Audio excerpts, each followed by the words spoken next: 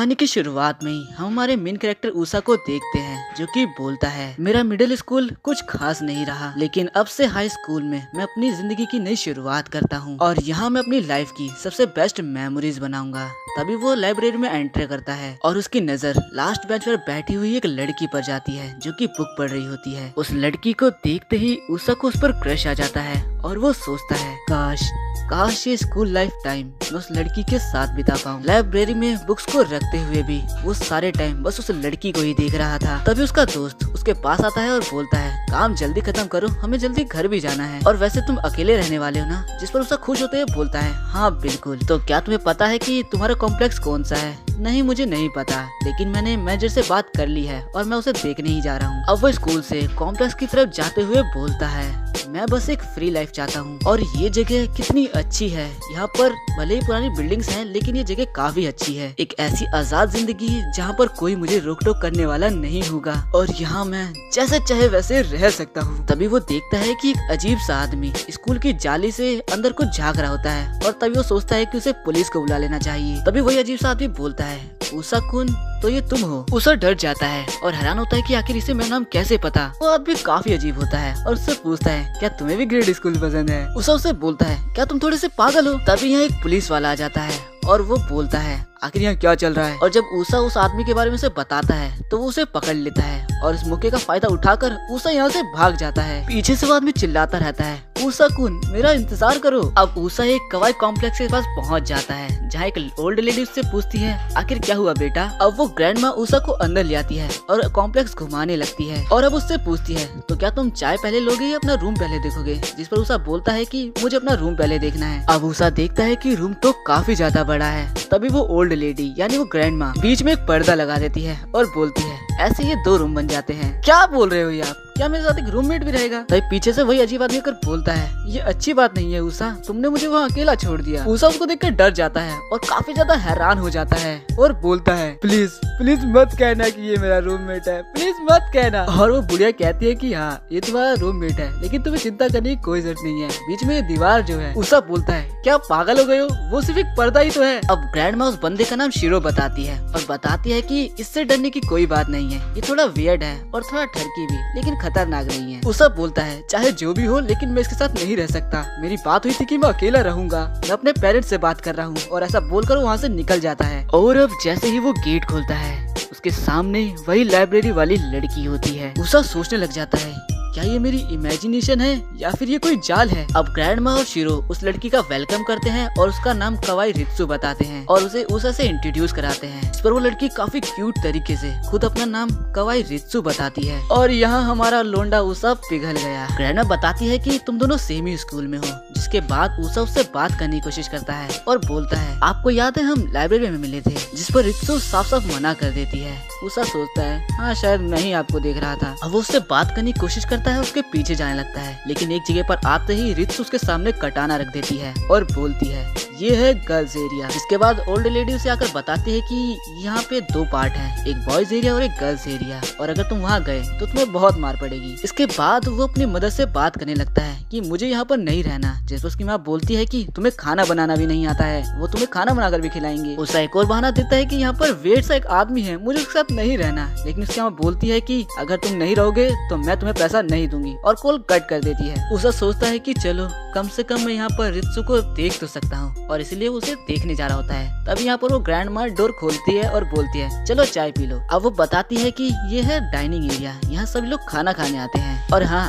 रित्सु भी आती है। वैसे रित्सु को पटाना इतना आसान नहीं होगा। और ये सुनते ही उषा के मुंह से सारी चाय बाहर निकल जाती है। तो वो लेडी बोलती है कि मैं तो सिर्फ मजाक कर रही थी। अब वो बताती है कि रित्सु असल में उसके बड़े भाई की पोती है और ये जगह उसकी ही है। वो पढ़ने में काफी ज्यादा अच्छी है और उसके सही ग्रेड आते हैं। अब उषा यहाँ बस रित्सु को देख ही सकता है और वो देखता है कि रित्सु को बुक पढ़ना काफी अच्छा लगता है और साथ ही उसकी आंखें जो कि सच में काफी ज्यादा सुंदर है। तो पीछे से शिरो आता है और उषा के एक हाथ मारकर पूछता है कि तुम कहाँ सोने वाले हो? और उषा गलती से उसके सामने आ जाता है। रित्सु से डर के समझने लगती है, जिस पर उषा समझाने की कोशिश करता है और गलती से गर्ल्स एरिया में एंटर कर जाता है, जिस पर रित्सु वुडन स्वॉर्ड से समुराई की तरह उस पर जड़ देती है। इसके बाद ऊसा अपने कमरे में होता है जहाँ शीरो अजीब अजीब हरकतें कर रहा होता है। जैसे ही ऊसा उसे देखता है तो वो असल में ड्रामे कर रहा होता है। अब शीरो उससे बोलता है, क्या तुम्हें ऐसा करने का मन नहीं करता? सच बताओ, तुम भी थोड़े टर्की हो ना? लेकिन ऊसा ऐसा बिल्कुल भी नहीं है और अब वो बताता है कि मुझे यहाँ रहते हुए 3 से 4 दिन हो चुके हैं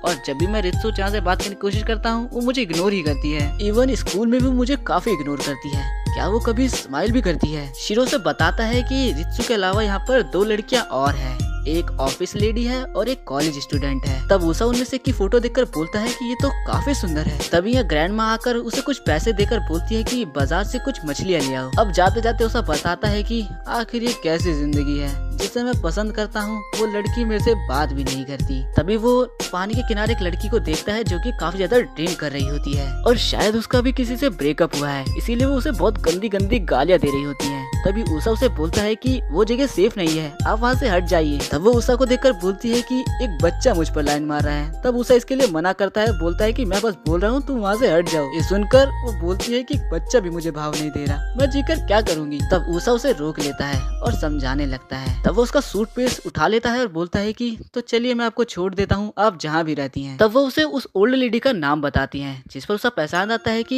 ये तो शायद मेरे ही कॉम्प्लेक्स की बात कर रही है। तब वो औरत ऊसा से ही चिपकने लगती है, लेकिन तभी यहाँ रित्सु आकर उसके सर पे मारती है। तब ऊसा उसे देखकर बोलता है, कवाई सेंपाई, आपने मुझे बचा लिया। रित्सु उस लेडी से बोलती है, आखिर तुम यहाँ क्या कर रही हो और तुमने दोबारा ड्रिंक कर रखा है। और फिर वो ऊसा से बोलती है, इससे दूर रहना, ये पूरी एक बेवड़ी है। इसके बाद वो उसको मारने लगती है और बोलती है, आखिर तुम ये अजीब सी हरकतें क्या कर रही हो। तब वो लेडी ऊपर से बोलती है, मैं यहाँ से कूदूंगी। तब रित्सु से मारने लगती है और बोलती है, आखिर तुम ये क्या अजीब सी हरकतें कर रही हो। और तभी वो दोनों गिर जाती हैं और नेक्स्ट सीन में हमें दिखाया जाता है कि वो दोनों असल में ऊसा के ऊपर गिरी थी और यहाँ ग्रैंड माँ उसकी पट्टी करती है। वो लेडी बोलती है कि मेरी कोई गलती नहीं है, रित्सु मुझे मार रही थी। और रित्सु ऊसा से एक सॉरी बोलती है। यहाँ शीरो उस लेडी को चिढ़ाने लग जाता है क्योंकि उसका ब्रेकअप हुआ होता है और फिर वो उसे मारने लगती है। रात में सभी लोग डिनर कर रहे होते हैं लेकिन उसे सही से नहीं खा पाता क्योंकि उसके मुंह पे चोट लगी होती है। तब रित्सु उसे दोबारा सॉरी बोलती है। अब अगले दिन डिनर के टाइम पर ग्रैंड बताते हैं कि उन्हें अपने एक दोस्त के पास जाना है तो कोई भी शैतानी नहीं करेगा। और वैसे इन छुट्टियों में तुम लोग क्या करने वाले हो। सब लोग अलग अलग बातें बताते हैं लेकिन रित्सु बोलती है कि वो लाइब्रेरी जाएगी, उसे बहुत सारी बुक पढ़नी है। लेकिन बेचारे ऊसा के पास कोई काम ही नहीं है, वो बोलता है मैं घर पे ही रहूंगा। ग्रैंडमा सबको बोल के जाती है कि अगर किसी ने भी शैतानी करने की कोशिश करी तो उसे पनिशमेंट के तौर पर उसका रेंट बढ़ा दिया जाएगा। अगले दिन ऊसा घर पर होता है और सोचता है कि क्या बेकार जिंदगी है। तब वो शीरो से पूछता है, आखिर तुम ये क्या कर रहे हो। शीरो बोलता है कि मैं बहुत बढ़िया चीज कर रहा हूँ, बहुत मजा आएगा इसमें, देख लेना। और शीरो बोलता है कि चलो कुछ सामान ले आओ और साथ में पीने के लिए कुछ ले आना और मियामी सान को भी बुला लेना। मैं बताना भूल गया, वो दारू पीने वाली लेडी का नाम मियामी सान है। अब शीरो ड्रिंक लेकर जा रहा होता है तभी वो देखता है कि मियामी सान के रूम से कोई बाहर आ रहा है। वो डर जाता है और ड्रिंक वहीं गिर जाती है। तब वो रियलाइज करता है कि ये तो वही है और आखिर ये ऐसे क्यों चल कर आ रही है। और अब वो उससे बोलती है, कोई लेडी तुम्हारे सामने गिरी है तो क्या तुम उसे उठाओगे भी नहीं। ऊसा बोलता है, मैं तुम्हें उठा तो लूं लेकिन तुम गर्ल्स एरिया में हो और अगर तुम्हें मुझ पे भरोसा है तो आखिर तुमने ये स्टंग गन क्यों ले रखी है? खैर ये सब छोड़ो, शीरो तुम्हें बुला रहा है और उसने कुछ सामान भी मंगाया है। आखिर वो मुझे क्यों बुला रहा है, आखिर क्या चाहता है वो। तभी शीरो बोलता है, तुम दोनों खिड़की से बाहर देखो। और वो जैसे ही खिड़की खोलते हैं देखकर बहुत ज्यादा खुश हो जाते हैं क्योंकि बाहर शीरो काफी सारे बबल्स बना रहा था जो देखकर ऊसा और मियामी काफी ज्यादा खुश हो जाते हैं और किसी बच्चे की तरफ बोलते हैं, हमें भी ये ट्राई करना है। अब शीरो भी उन्हें ये ट्राई करने देता है और वो लोग काफी ज्यादा मजे कर रहे होते हैं। मियामी सान किसी बच्चे की तरह पूरे एरिया में भागने लग जाती है बबल्स को फोड़ने के लिए। तब शीरो बोलता है, मेरे पास एक और कमाल की चीज है। यहाँ रित्सु घर पर आ जाती है और अब वो जैसे ही देखती है काफी ज्यादा खुश हो जाती है क्योंकि मियामी सान किसी बबल के अंदर आ जाती है लेकिन वो फूट जाता है और फिर वो उदास हो जाती है कि ये बात ऐसा ही होता है। तब शीरो उसे दोबारा ट्राई करने को बोलता है और वो दोबारा से बबल के अंदर आ जाती है और काफी ज्यादा खुश होने लगती है। तभी वो लोग देखते हैं कि यहाँ पर रित्सु आई है और वो भी उन चीजों को देखकर किसी बच्चे की तरह काफी ज्यादा खुश हो जाती है। तभी ऊसा उससे बोलता है, क्या तुम भी ये ट्राई करना चाहोगी। लेकिन रित्सु मना कर देती है और ऊसा का मुंह ही लटक जाता है। लेकिन थोड़ी देर बाद रित्सु बाहर आकर पढ़ने लगती है और बोलती है, मेरा बस मन कर रहा है कि मैं यहाँ बैठकर पढूं। अब वो लोग बोलते हैं कि तुम ज्यादा बहाने मत करो, आकर ट्राई करो। जिसके बाद रित्सु भी ट्राई करती है और वो काफी ज्यादा खुश होती है। उसकी एक खूबसूरत सी स्माइल, ऊसा बस उसे देखता ही जाता है। तभी शीरो और मियामी यहाँ से भाग जाते हैं टर्की बोलते हुए। रात के समय ग्रैंडमा बोलती है, तुमने कुछ गलत किया है क्या? उसा बोलता है मैंने ऐसा कुछ नहीं किया, और हम देखते हैं कि उसके गाल पर एक चाटे का निशान होता है। अगली सुबह वो बाहर बैठा होता है और सभी लोग कपड़े सुखा रहे होते हैं। तब ग्रैंड बताती है कि आज लॉन्ड्री डे है और सभी को अपने कपड़े धुलने हैं। और अब वो अपने कपड़े लेकर आता है तो उसे कुछ बड़ा मिलता है। उसे लगता है कि क्या ये वही तो नहीं, और कहीं ये रित्सु का तो नहीं। तभी शिरो आकर उसे झट से उठा लेता है और देखने लगता है, और हाँ ये वो नहीं होता। तब उसा देखता है कि शिरो ने तो असल में टॉवल्स को लपेट रखा है। और तब शिरो बताता है कि उसने अपने सारे कपड़े धोने में डाल दिए। उसा बोलता है तुम काफी अजीब हो यार। के बाद वो भी अपने कपड़े ले आता है, जहाँ शिरो अपने स्कूल के टाइम की बातें बता रहा होता है कि वो ऐसा था वैसा था। तभी यहाँ रित्सु एक चादर लेकर आ जाती है। तब ग्रैंडमा उसे बोलती है कि इसे यहाँ रख दो, और वो उससे बातें करने लगती है और उसे बताती है कि देखो उसा को, उसने कितनी जल्दी इन सबको अपना दोस्त बना लिया, और क्या तुम्हें उन्हें ज्वाइन नहीं करना? रित्सु साफ मना कर देती है। तब वो उसा को बुलाकर उन दोनों से बोलती है कि पीछे वाले कमरे से जाकर कर्टन ले आओ, और अब वो दोनों कर्टन लेने चले जाते हैं, जहाँ पर उसा कुछ बोल ही नहीं पा रहा होता है। तब वो बोलता है तो आपको बुक पढ़ना बहुत पसंद है सैम्पाई? जिस पर रित्सु हाँ करती है। तब उसा बोलता है कि मैंने आपको बस लाइब्रेरी में ही देखा है, तो क्या आप किसी बुक ही आपकी दोस्त हैं? और शायद इस पर रित्सु थोड़ा बुरा मान जाती है और बोलती है मैं भी, हाँ शायद वही मेरी दोस्त है। उसा को रियलाइज होता है कि उसने क्या बोल दिया है, और वो थोड़ा हिचकता है, बात क्योंकि खत्म हो चुकी थी। और वो रित्सु से बात करने की कोशिश करता है और उसके पीछे चलते चलते उसे मनाने की कोशिश करता है। तभी बाहर वो एक नजारा देखते हैं, जहाँ पर शिरो एक पोज में खड़ा रहता है और उसके कपड़े उड़ रहे होते हैं। और ये देखकर रित्सु और उसा दोनों को ही हंसी आ जाती है, और अब शिरो अजीब अजीब से पोज देने लग जाता है, और उन दोनों को समझ ही नहीं आता, और वो दोनों काफी जोर जोर से हंसने लग जाते हैं लोटपोट होकर, और बस हंसते ही जाते हैं। लेकिन किसी को ये समझ नहीं आता कि ये दोनों हंस क्यों रहे थे। ऐसे ही सुबह से शाम हो जाती है। हम एक कमरे में देखते हैं जहाँ मियामी सान उसा से बोलती है क्या तुम ये करना चाहते हो? नहीं मियामी सान, मैं ऐसा नहीं करना चाहता। और अब हम देखते हैं कि असल में मियामी सान बोलती है क्या तुम हॉरर मूवी देखना नहीं चाहते? नहीं, मैं नहीं देखना चाहता, तुम्हें देखनी पड़ेगी। और इसमें वो शिरो को उसके बहुत करीब पहुंचा देती है। शिरो मेरे ऊपर से हटो, मैं क्या करूं भाई, इसने मुझे पकड़ रखा है। तभी अचानक से ग्रैंडमा आती है और उन सबको हटा देती है। अब मियामी बताती है कि मैं बस यहाँ से जा रही थी, मैंने इन दोनों को खेलते हुए देखा तो मैंने भी इन्हें ज्वाइन कर लिया। ये कैसा ज्वाइन करना हुआ रे? अब मियामी हॉरर मूवी देखने के लिए बोलती है और वो ओल्ड लेडी भी इसके लिए मान जाती है, और उसा की इससे फट जाती है। और वो ओल्ड लेडी रित्सु से भी बोलती है चलो मूवी देखते हैं। रित्सु मना करने लगती है, लेकिन वो ओल्ड लेडी उसे ले ही आती है। रूम में आते ही रित्सु देखती है कि पूरा कमरा हॉरर से सजा हुआ है। वो ये देखकर डर जाती है और बाहर जाने लगती है, लेकिन फिर वो देखती है कि पूरी गैलरी में भी हॉरर सीन क्रिएट किया गया है। तब मियामी पीछे से बोलती है कि तुम्हारा कमरा तो सबसे आखिर में है, अगर कोई आ गया तो तुम मर जाओगी। और फिर डरते हुए रित्सु को जबरदस्ती फिल्म को देखना पड़ता है। कमरे में सभी लोग हॉरर मूवी को देख रहे होते हैं, लेकिन रित्सु कोने में बैठकर छुपते हुए उसको देख रही होती है। उसा रित्सु को कंसोल कर रहा होता है और समझाता है कि आपको डरने की कोई जरूरत नहीं है। तभी एक नॉर्मल सीन आता है। उसा बोलता है कि सेम्पाई आप अभी देख सकते हो, अभी बस नॉर्मल सा सीन आ रहा है। और जैसे ही रित्सु देखती है उस सीन में भूत आ जाता है, और रित्सु और उसा काफी ज्यादा डर जाते हैं, लेकिन इन तीनों को बहुत मजा आ रहा होता है। उसा रित्सु से सॉरी बोलता है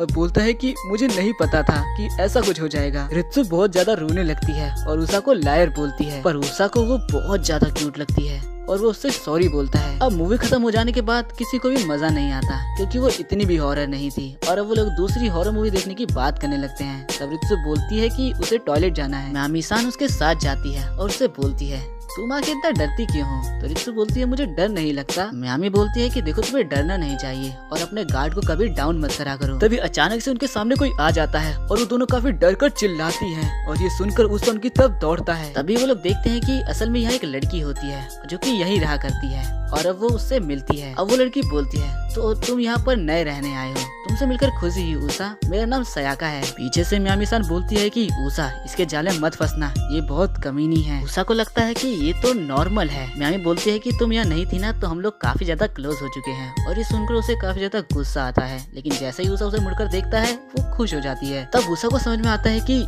ये भी कोई नॉर्मल नहीं है।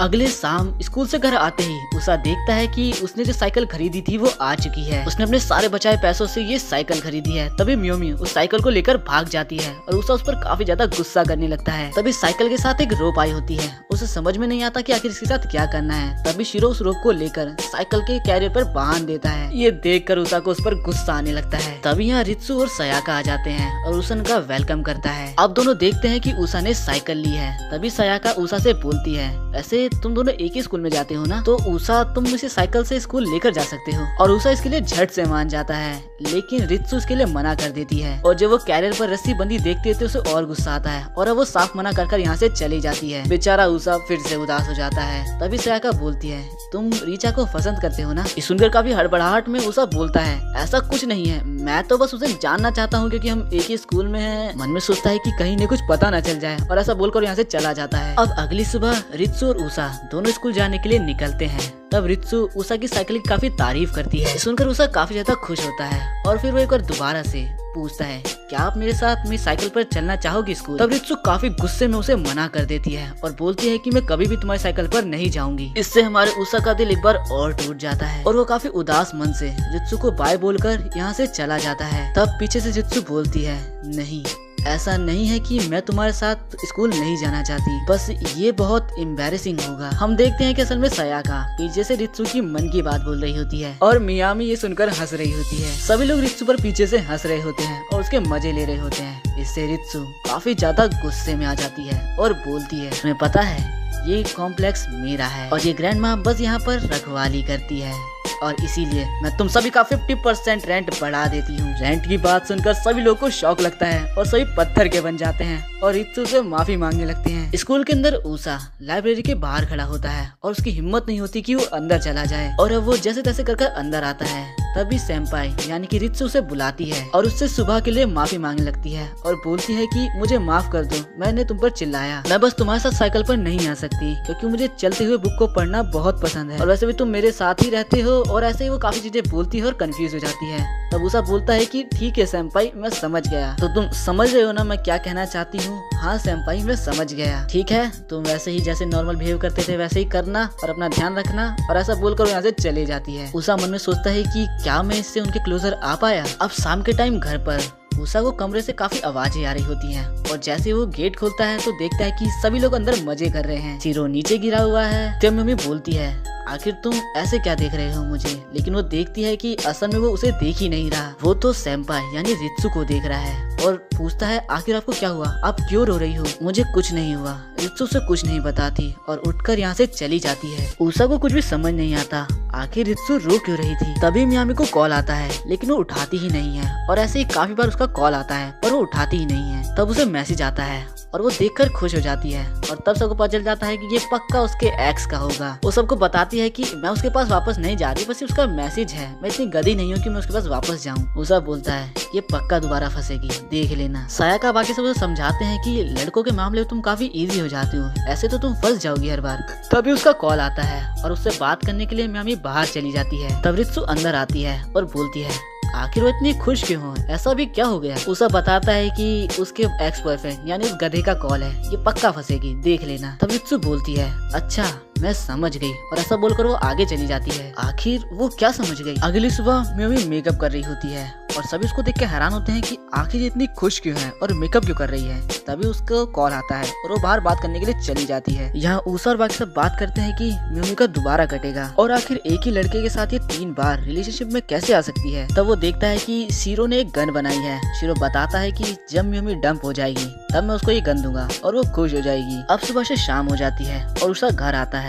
और देखता है कि मियामी बिल्कुल रेडी होकर किसी के साथ डिनर पर जा रही है। तो बोलता है, अच्छा तो तुम उसी 3 टाइमर के साथ दोबारा डिनर पर जा रही हो, तुम्हारी प्रॉब्लम क्या है, उसे अजीब से नाम देना बंद करो। तब ऊषा बताता है कि शिरो ने तुम्हारे रैपिड फायर गन बनाई है, ग्रैंड माँ ने तुम्हारे लिए बहुत अच्छा खाना बनाया है, क्योंकि अगर तुम्हारा दोबारा कटेगा तो हम तुम्हें उदास नहीं होने देंगे। अब मियामी थोड़ा आगे जाती है तभी उसे रित्सु मिल जाती है और रित्सु भी यही बोलती है, तो तुम दोबारा से 3 टाइम मैन के साथ डिनर पर जा रही हो। और मियामी को समझ नहीं आता कि सब आखिर उसे इतना वियर्ड नेम क्यों दे रहे हैं। अब मियामी डिनर पे उस लड़के के साथ होती है और वो लड़का उसको बिल्कुल भी रिस्पेक्ट नहीं दे रहा होता है और जो खाना उसने ऑर्डर किया होता है मियामी को वो बिल्कुल ही पसंद नहीं होता है। अब वो मियामी से बात करता है कि चलो मेरे घर पर चलते हैं, उसके इरादे कुछ नेक नहीं लगते। तभी मियामी बोलती है, मैंने सारी होप छोड़ दी है और मुझे तुमसे कोई उम्मीद नहीं है और जो मुझे धोखा दे उसके साथ मैं अच्छी बातें नहीं कर सकती। और ऐसा कहकर वो यहाँ से चली जाती है। ये सुनकर वो बंदा एकदम हैरान हो जाता है। अब वो आती है और सोचती है कि चलो अब मैं अच्छा खाना खाऊंगी और रैपिड फायर गन से खेलूंगी, लेकिन वो देखती है कि ऐसा तो कुछ भी नहीं है और तब वो ऊषा को पकड़ लेती है। तब ऊषा बोलता है कि मैंने ये सिर्फ इसलिए किया ताकि तुम रुक जाओ। तब रित्सु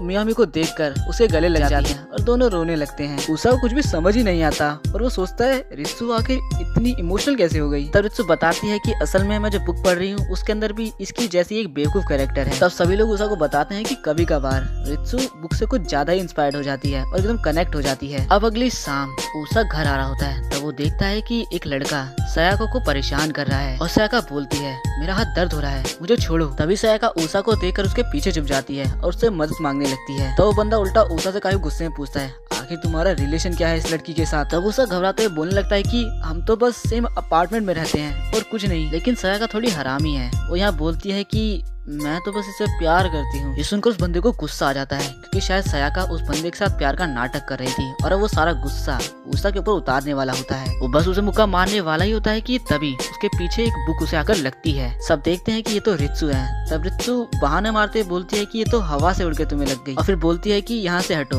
मुझे अंदर जाना है। उषा भी उसके पीछे पीछे जाने लगता है लेकिन वो लड़का उसे पकड़ लेता है और अब वो दोबारा उसे मारने वाला होता है कि यहाँ शिरो आ जाता है, वो भी एक पुलिस वाले के साथ, या ये कहो कि पुलिस वाला शिरो को यहाँ पर ले आया है। अगले सीन में सभी खाना खा रहे होते हैं और तब शिरो बताता है कि वो असल में ना अडल्ट कॉमिक पढ़ रहा था। तब एक पुलिस वाला आया और उसने उसे पकड़ लिया और अब यहाँ पे सयाका उषा से माफी मांगने लगती है और उषा उसे बोलता है कि तुम्हारी गलती नहीं थी। तभी म्यामी बोलती है ये इसकी ही गलती थी, ये हमेशा ही लड़कों के दिल के साथ खेलती रहती है, तो एक न एक दिन इसके साथ ऐसा होना ही था। और तब ग्रैंडमा भी उसको डांटने लगती है, जिसके बाद सयाका अपनी गलती मानते हुए उषा से माफी मांगने लगती है। लेकिन म्यामी को अभी उस पर गुस्सा आता है कि आखिर वो ऐसा कर कैसे सकती है। तब शिरो बीच में बोलता है कि अगर सयाका तुम अपना मेकअप हटा लोगी तो वो लड़का भी तुम्हें भाव बिल्कुल नहीं देगा। और इस बात पर सयाका गुस्से में शिरो को बहुत गंदी तरह से मारती है। अब सब सोने जा रहे होते हैं तभी उषा रित्सु को थैंक यू बोलता है उसकी जान बचाने के लिए और उसकी काफी ज्यादा तारीफ करने लगता है, जिससे रित्सु का फेस रेड हो जाता है। तब उषा पूछता है आखिर आपका चेहरा लाल क्यों हो गया है। तब रित्सु चिल्लाकर बोलती है क्योंकि तुम चुप नहीं हो रहे, बस मैंने कहा ना हो गया,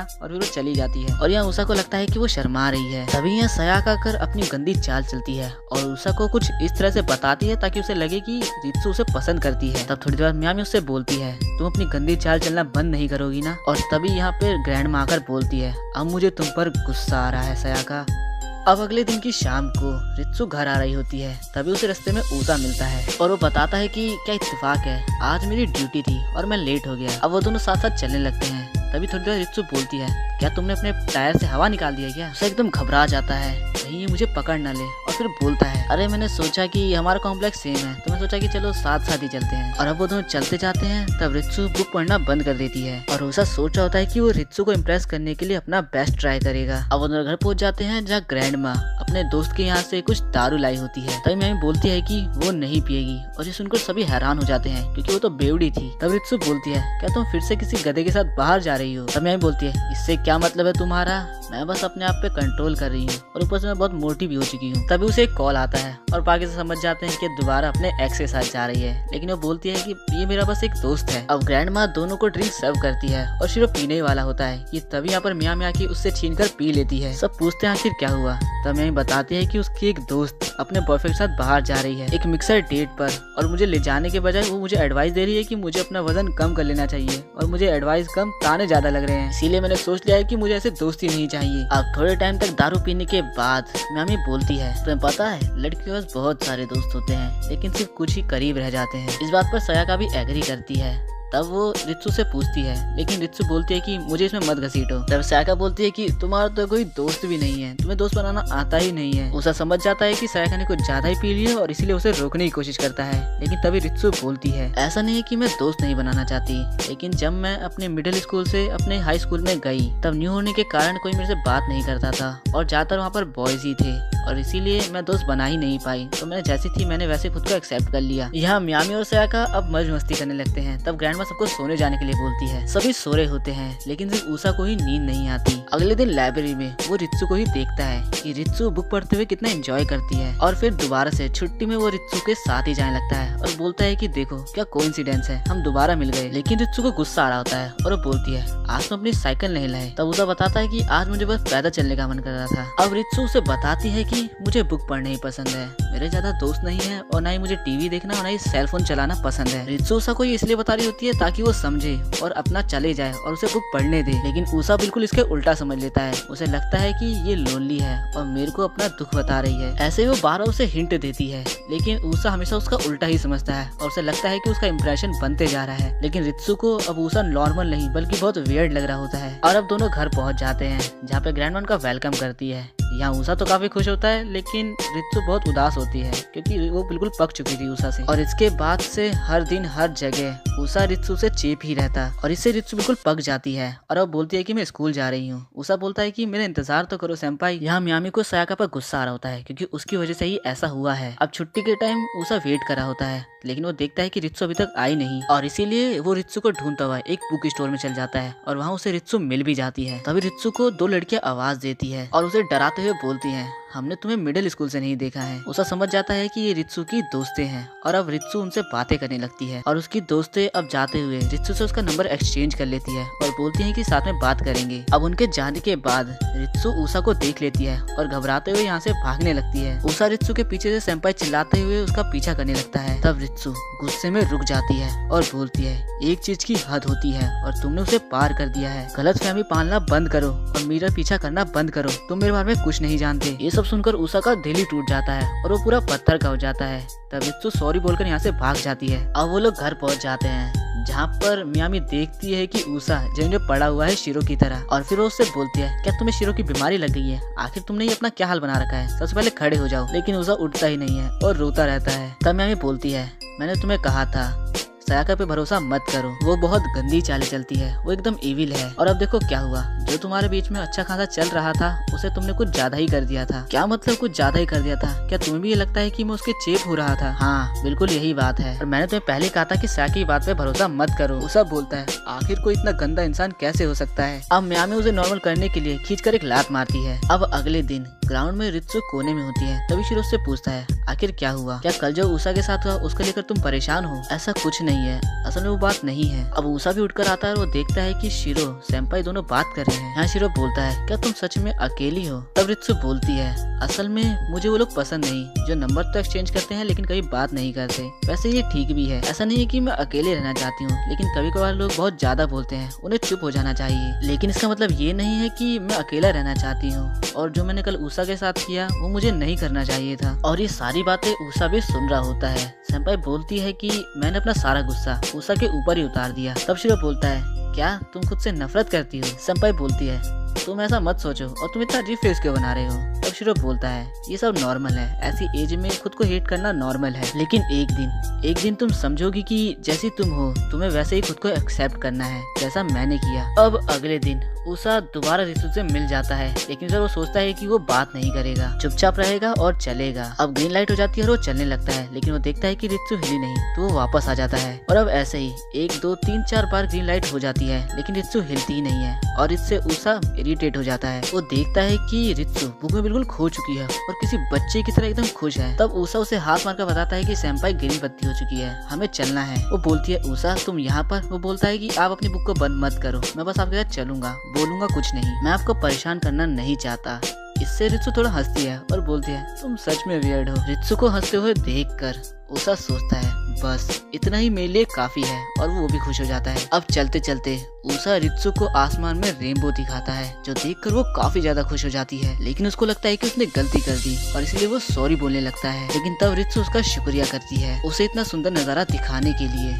अब हर दिन ऊषा सेंपाई के साथ घर तो जा सकता है लेकिन बात नहीं कर सकता, पर ऊषा इसमें भी काफी खुश है। अब दोनों घर पहुंच जाते हैं जहां ऊषा देखता है कि सयाका मयूमी के ऊपर है। ये अश्लील नजारा देखकर ऊषा कुछ कहने लायक ही नहीं बचता। तभी मयूमी बोलती है कि मेरी मदद करो। रित्सु दोनों को हटने के लिए बोलती है। तब सयाका उसको कुछ बोलती है जिससे उन्हें पता चलता है कि सयाका ने पी रखी है। मयूमी एक्सप्लेन करती है कि जैसे वो घर आई उसने पाया कि सयाका गेट पर ही उसका इंतजार कर रही थी। सयाका इस हालत में अजीब अजीब बातें करने लगती है, जैसे कि उसे मयूमी को किस करना है है, पर मैं बोलती है कि मैं जापानीज लेडी हूँ, मेरे से दूर हटो। तभी यहाँ ग्रैंड माँ आकर सायाका को पन्नी से दबाने लग जाती है और अब नशा उतरने के बाद सायाका सबसे माफी मांगती है, जिस पर सब पूछते हैं कि आखिर हुआ क्या है। तब सायाका बताती है कि वो अपने ग्रुप के साथ क्लब में गई थी, जहाँ उसको उसका एक्स मिल गया और क्योंकि वो मूवमेंट ऑकवर्ड नहीं करना चाहती थी इसलिए वो आराम से हंस रही थी, लेकिन इसके एक्स को लगा कि ये उस पर चांस मार रही है और वो इसे जबरदस्ती किस करने लगा। तब सायाका ने गुस्से में अपनी सैंडल से उसके मेन पार्ट को और ये दर्द उषा और शिरो को महसूस हो जाता है। सायाका काफी गुस्से में अपने एक्स को जान से मारने की बात करती है, उषा उसे शांत कराता है। तब म्यूमी बोलती है, आदमी लोग ऐसे ही होते हैं, वो अपने एक्स को कभी नहीं भुलाते। इसने तो सच बोल दिया भाई, दिल जीत गया भाई यहाँ तो। पर तब सब मियामी का ही मजाक उड़ाने लगते हैं कि तुम भी तो अपने एक्स को नहीं भूली, वो 3 टाइमर। यहाँ मियामी एक अच्छी बात बोलती है कि कैसे आदमी लोग अपने हर रिलेशन को सेव करके रखते हैं फाइल की तरह, वहीं औरतें मूव ऑन कर जाती हैं और नया रिलेशन बना लेती हैं। क्या डीप बात बोली है भाई इसने। लेकिन यहाँ भी सब इसका मजाक उड़ाते हैं कि तुमसे तो नए रिलेशन बनाए ही नहीं जाते। रित्सु बोलती है कि तुम तो अपने पुराने रिलेशन या पुरानी चीजों से कुछ सीखती ही नहीं हो। पर तब सायाका बोलती है कि तुम तो इससे भी बेकार हो, तुम्हारा तो कोई डाटा ही नहीं है, तुमने आज तक किसी रिलेशनशिप बनाया ही नहीं है, बस हमेशा ही बुक में खोई रहती हो। रित्सु बोलती है कि ऐसा नहीं है, मैं भी अच्छे दोस्त बना सकती हूँ। पर सायाका बोलती है तुम्हारा तो आज तक कोई दोस्त ही नहीं है। यहाँ ये सुनकर उषा खुश हो रहा होता है कि वही है जो पहली बार उसका दोस्त बनेगा। अब सायाका फिर से बहक जाती है और इस बार वो रित्सु को किस करने के लिए आगे बढ़ने लगती है, और तब उषा उसे बचाने के लिए अपना हाथ बीच में ले आता है और तब सायाका तो नहीं लेकिन रित्सु का होठ उषा के हाथ पर लग जाता है। इससे उषा की बत्ती उड़ जाती है और वो देखता है कि रित्सु शर्मा रही है और उषा के हाथ पे रित्सु की लिपस्टिक का निशान है।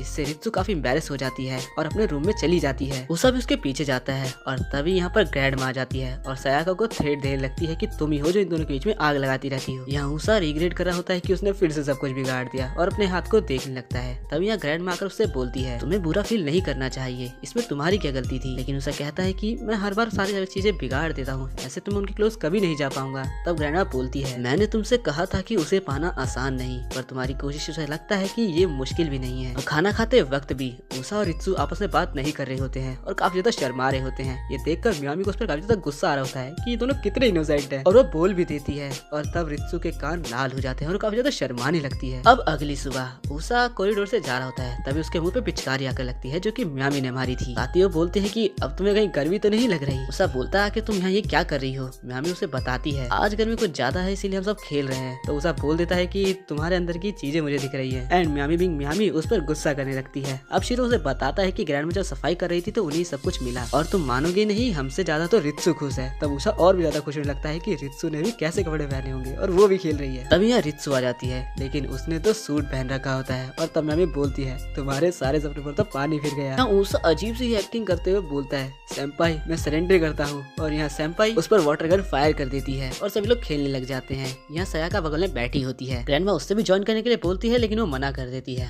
और अब सब लोग खेल लेते हैं और शाम हो जाती है। उषा नहाकर कॉरिडोर से जा रहा होता है और काफी ज्यादा खुश होता है कि आज सबने एंजॉय किया। तब उसे रित्सु की बुक मिलती है पढ़ी हुई और वो उसे उठा लेता है। वो पहचान जाता है कि ये रित्सु की ही बुक है और अब वो उसे पढ़ने लगता है। थोड़ी देर बाद रित्सु बुक को ढूंढते हुए उषा के कमरे में आती है और देखकर हैरान होती है कि उषा बुक को पढ़ते वक्त हंस रहा होता है। उषा रित्सु को देख लेता है और उसे स्टोरी बोलने लगता है कि मैंने बिना पूछे आपकी बुक पढ़ ली। लेकिन रित्सु से पूछती है आखिर तुम क्या पढ़ रहे थे। उषा बताता है कि ऐसा कुछ खास नहीं, बस मुझे एक सीन मिल गया था और वैसे भी मुझे हार्ड कॉम्प्लिकेटेड बुक्स नहीं पढ़ी जाती, पर ऐसी बुक जो सिंपल हो उन्हें पढ़ने में मुझे काफी मजा आता है। अब रित्सु फनी सीन के बारे में ही बात करने लगती है। क्या तुम उस असिस्टेंट वाले सीन की बात कर रहे हो। उषा बोलता है हाँ आपने सही कहा, वो बहुत ज्यादा फनी था। खैर ये लीजिए आपकी बुक। लेकिन तब रित्सु बोलती है कि मैंने इसे पहले ही पढ़ लिया है, अब तुम इसे पढ़ सकते हो, और यहाँ से चली जाती है। उषा हैरान होता है कि आज रित्सु ने इस पर गुस्सा नहीं किया और उसे थैंक्स बोलता है। वहाँ से मियामी और शिरो आ रहे होते हैं और वो सोचते हैं कि आखिर रित्सु इतनी खुश क्यों है, और हम देखते हैं कि रित्सु काफी अच्छे से स्माइल कर रही होती है। अगले दिन उषा कॉरिडोर में लेटकर बुक को पढ़ रहा होता है। तब रित्सु उसके पास आती है और पूछते हैं कि आखिर तुम कहाँ तक पहुँचे। उषा बताता है कि वो इतना फास्ट रीडर तो नहीं है, वो काफी स्लो पढ़ता है और अभी वो 4th चैप्टर के मिड में है। तभी मियामी आकर उसे खींचकर लात मार देती है और हंसने लगती है। तब उषा बोलता है कि अगर तुम्हारे लात इतनी ताकतवर है तो अपने 3 टाइमर एक्स को क्यों नहीं मारती हो। दोनों आपस में लड़ने लगते हैं जिससे उषा भूल जाता है कि यहाँ पर रित्सु भी है, और तब मियामी इसी मौका का फायदा उठाकर उषा से बोलती है देखो यहाँ रित्सु आ गई। उषा फ्लो में गुस्से में उससे बोल देता है कि आखिर तुम यहाँ क्या कर रही हो, और जब तक उसे रियलाइज होता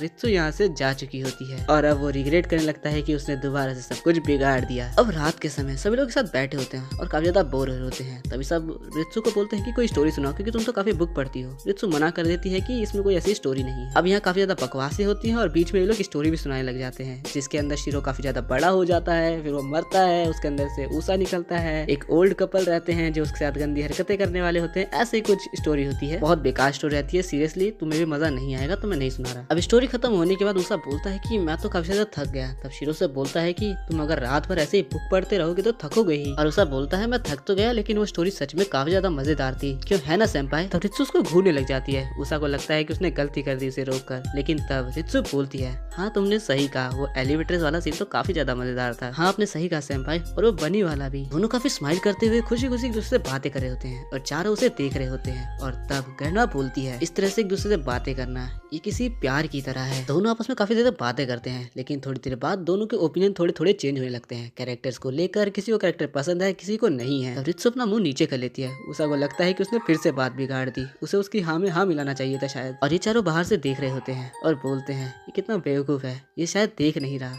कि रित्सु कितनी ज्यादा खुश है और सच में कितनी प्यारी लग रही होती है भाई।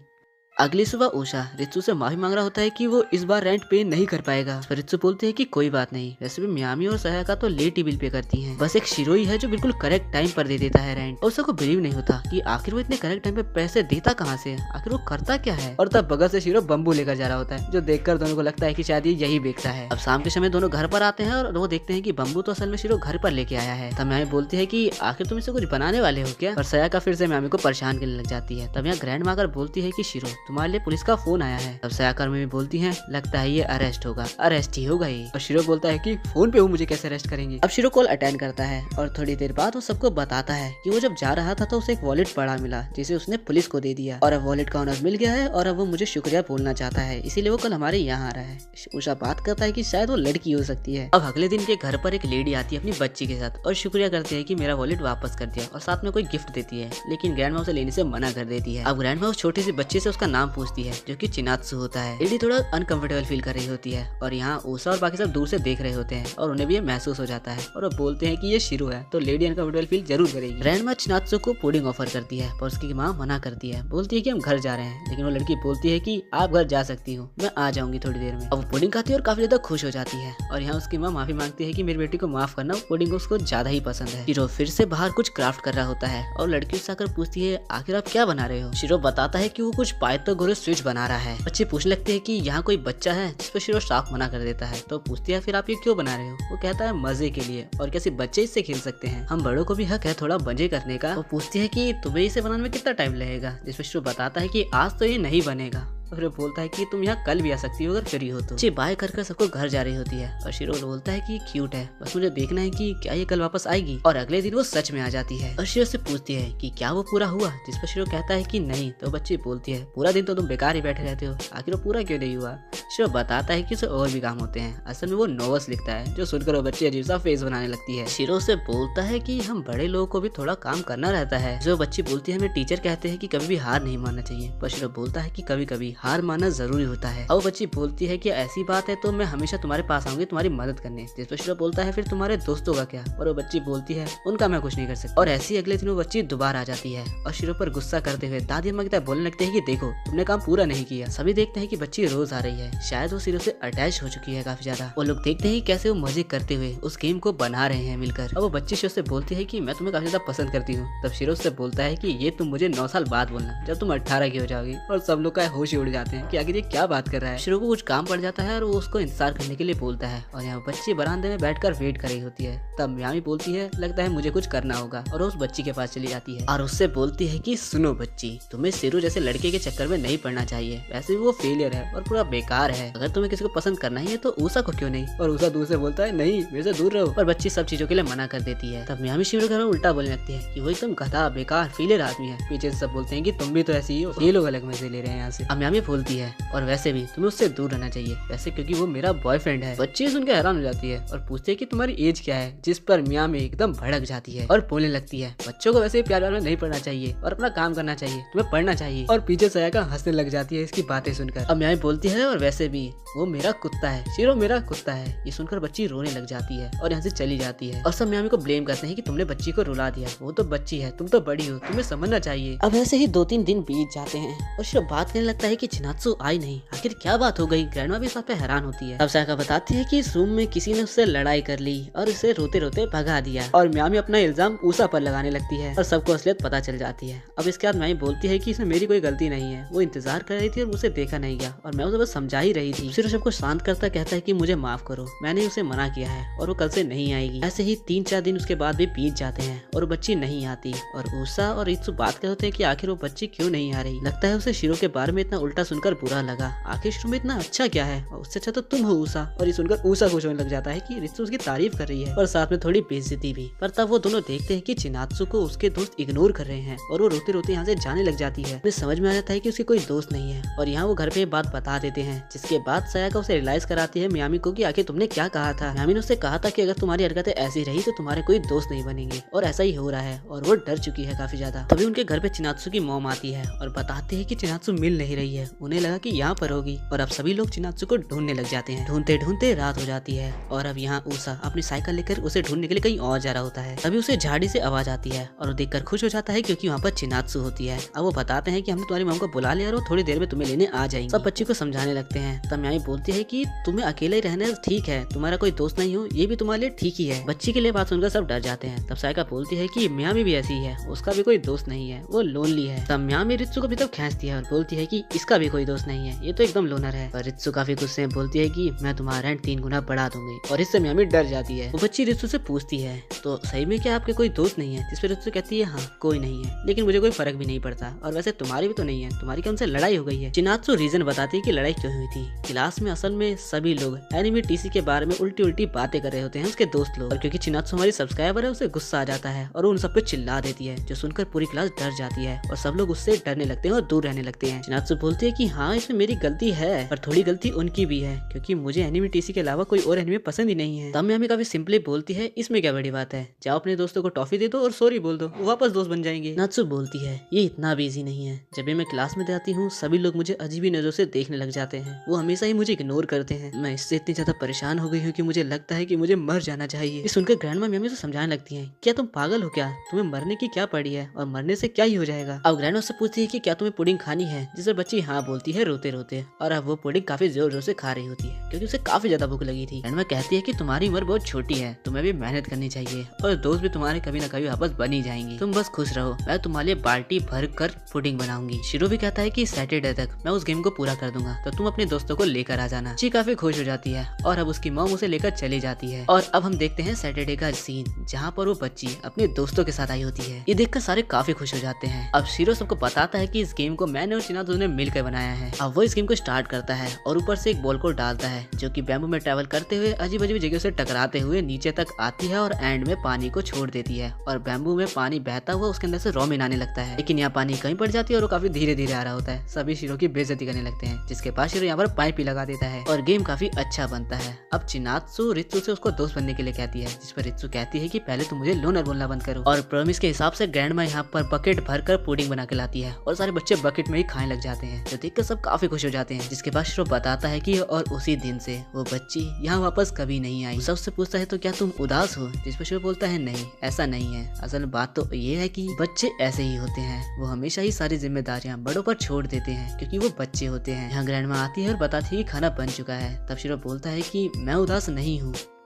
अगली रात सभी मिलकर एक पोस्टर पढ़ रहे होते हैं जिसके अंदर लिखा था कि इनके शहर में एक मोलेस्टर है जो अकेली लड़कियों को सेक्सुअली सेड्यूस करता है। यहाँ शिरो भी कहता है कि मोलेस्टिंग कितनी गंदी चीज है। तब ग्रैंडमा बोलती है कि तुम भी तो कुछ इसी तरह हो, गंदी गंदी हरकतें करते हो। जो कहता है कि मैं उसकी तरह नहीं हूँ, भले वो मेरी तरह दिखता है लेकिन मैं मोलेस्टिंग नहीं करता। अब ऊषा रित्सु से पूछता है कि क्या आपको कभी किसी मोलेस्टर ने परेशान किया है, जिस पर वो साफ मना कर देती है। तो ये सुनकर सायका बोलती है कि तुम तो हमेशा बुक पढ़ती रहती हो, क्या होगा अगर कोई मोलेस्टर तुम्हारे बगल में आ जाए और तुम्हें टच करना लगे। ये सुनकर ऊषा रित्सु की काफी ज्यादा चिंता करने लगता है। ये बातें सुनकर ग्रैंडमा बोलती है अब से रित्सु तुम्हारा बाहर बुक पढ़ना मना है। सो बोलती है मगर मुझे बुक पढ़ना पसंद है, मुझे काफी सारी बुक पढ़नी है। तो ग्रैंडमा बताती है कि समर ब्रेक आने वाला है, तब तुम उसमें पढ़ लेना। तुम बुक पढ़ते वक्त अगल बगल ध्यान भी नहीं देती और डिफेंसलेस हो जाती हो, तो तुम्हारा बाहर बुक पढ़ना बना है। तब रित्सु बोलती है कि मेरे पास ऊषा कुन है, वो मुझे बचाएगा। और अब से अगले दिन स्कूल के बाहर ऊषा रित्सु का वेट कर रहा होता है और फिर वो दोनों साथ साथ घर जाने लगते हैं, जहाँ ऊषा बताता है कि अब से वो मेरा इंतजार करती है और मैं उसका इंतजार करता हूँ। भले ये मोलेस्टर की डर की वजह से हो, लेकिन मैं फिर भी खुश हूँ। अब घर पे ऊषा काफी ज्यादा थका होता है। तब यहाँ बोलती है तो क्या तुम 3 दिन में ही उसके बॉयफ्रेंड के थक गए। सब पूछता है कि तुम्हारा मतलब क्या है इससे?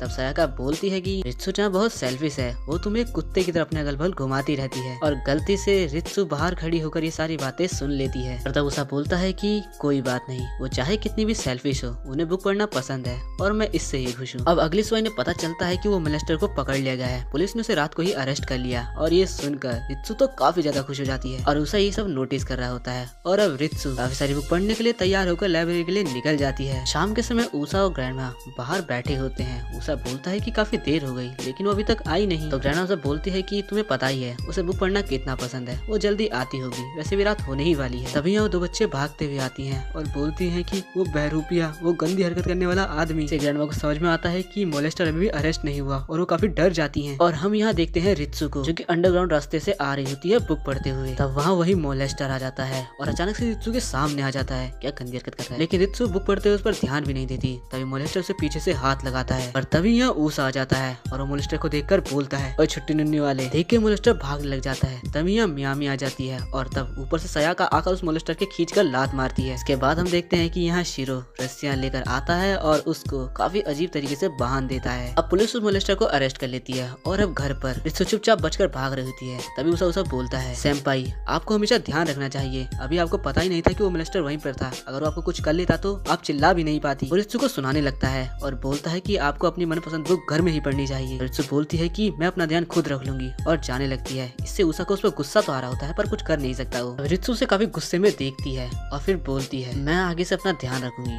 और तुम्हारा शुक्रिया सब कुछ करने के लिए। सुनकर उषा काफी ज्यादा खुश हो जाता है पर तब रित्सु उसे अपनी तरफ बुलाने लगती है। उषा देखता है कि वो तो गर्ल्स एरिया है और साथ ही रित्सु ने अपने हाथ में वुडन स्वॉर्ड पकड़ी है, पर तब भी वो कदम रख देता है और रित्सु उसको धो डालती है। अब अगले दिन काफी गर्मी होती है। उषा सोचता है कि उसे एक पार्ट टाइम जॉब ढूंढ लेना चाहिए, लेकिन अगर वो ऐसा करेगा तो रित्सु को चुप चुप कर देखेगा कैसे। यहाँ रित्सु बुक पढ़ रही होती है। तभी उषा उससे पूछता है कि क्या ये नई बुक है, जिस पर वो बोलती है हाँ, और ये तुम्हारे लिए काफी हार्ड है। तब उषा रित्सु से बोलता है कि क्या आप मुझे कुछ बुक्स रिकमेंड कर सकती हो, जिस पर सेंपाई बोलती है कि मैं सोच कर बताती हूँ। अब यहाँ ग्रैंडमा सबसे बोलती है कि मैं काफी ज्यादा थक चुकी हूँ और खाना बनाने की हालत में नहीं हूँ, तो आज हम रेस्टोरेंट में खाना खाएंगे, तो कौन खिलाएगा खाना। सब के सब मना कर देते हैं और आखिर में शिरो को फंसा देते हैं। अब सब लोग रेस्टोरेंट जाते हैं, जो कि असल में ग्रैंडमा की फ्रेंड का ही होता है। अब वो आपस में बात करते हैं, जहाँ उनकी फ्रेंड बताती है कि काफी सारे पार्ट टाइमर यहाँ क्विट कर चुके हैं, इसलिए मुझे कुछ नए वर्कर्स चाहिए टेम्परेरी टाइम के लिए, कोई ऐसा जो सच में अच्छा हो। तभी वो लोग देखते हैं कि उनके अंदर सायाका और मियामी आपस में लड़ रही है। शिरो अजीब हरकतें कर रहा है, लेकिन सिर्फ उषा ही है जो उन चारों को कंट्रोल कर रहा है। और ये देखकर ग्रैंडमा और उसकी फ्रेंड सोच लेती है कि उषा को ही जॉब दी जाएगी। अब उषा ही बताता है कि वो भी पार्ट टाइम जॉब ढूंढ ही रहा था, जिस पर वो लेडी बोलती है कि हाँ तुम यहाँ काम कर सकते हो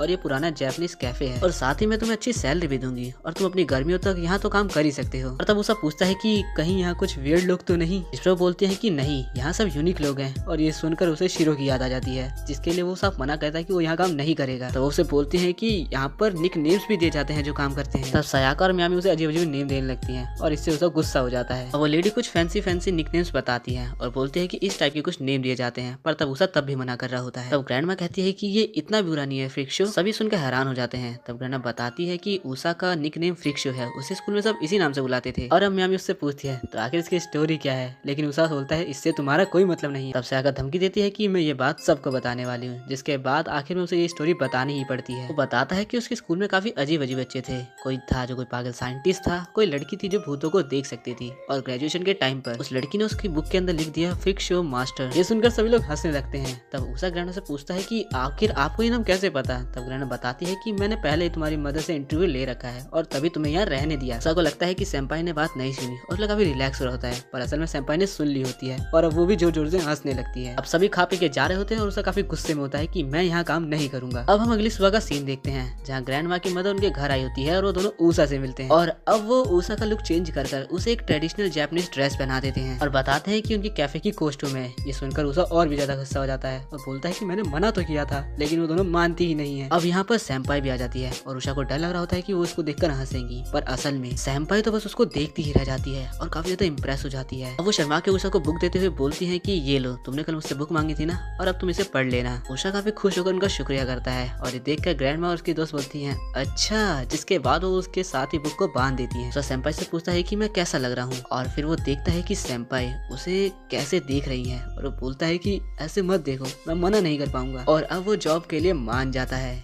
अब हम उषा को देखते हैं जिसे ग्रैंड माँ पूरी तरह से रेडी कर देती है उसके पहले दिन जॉब पर जाने के लिए। यही रित्सु उसे देख रही है और उषा को पता है कि वो उसे नहीं उसके कपड़ों को देख रही है, पर फिर भी उसे वो काफी अच्छा लग रहा है। और अब वो उस जापानीज रेस्टोरेंट पहुंच जाता है काम के लिए। रेस्टोरेंट की ओनर उसे टैग देती है अयानो कोजी का, मतलब कि रेस्टोरेंट के अंदर सब उसे अयानो कोजी कहकर बुलाएंगे। अब एक बंदा उसे अयानुज कहकर बुलाता है और बोलता है तो तुम पुराने वर्कर के बदले आए हो। इस बंदे का नाम यामामोटो होता है, यानी इसका टैग नेम है। और यूसा इसे देखकर ही समझ जाता है कि ये काफी अजीब होने वाला है। वो उसका काफी अच्छे से वेलकम करता है, जिससे उषा को लगता है कि नहीं शायद ये बंदा अजीब नहीं होगा। लेकिन तभी यामामोटो काफी ज्यादा बकवास करने लग जाता है और जिससे उषा एकदम पक जाता है। तब ओनर यामामोटो को बताती है कि ये अयानो कोजी के बदले आया है, तुम उसे उसका छोटा भाई मान सकते हो। जिस पर यामामोटो और भी ज्यादा बकवास करने लग जाता है कि वो यहाँ पढ़ने चला चुका है और तुम यहाँ उसके बदले आए हो। वो तुम्हारे बारे में हमेशा ही बात करता रहता है, जबकि ऐसा कुछ होता भी नहीं है। तभी कुराकावा नाम का दूसरा वर्कर यामामोटो को चुप करा देता है। कुराकावा बताता है कि मुझे यहाँ पर शिनोजी कहा जाता है, यानी इसका टैग नेम है। उषा उसे अपना नाम बताता है और बताता है कि मैं समर ब्रेक तक यहाँ पर काम करूंगा और मुझे तुमसे मिलकर काफी अच्छा लगा। कुराकावा उषा को समझाता है कि हम यहाँ पर नॉर्मली काम करने वाले हैं, बस हमारे कपड़े अलग हैं और हमारा टैग नेम अलग होगा। उसकी बातें सुनकर उषा को लगता है कि शायद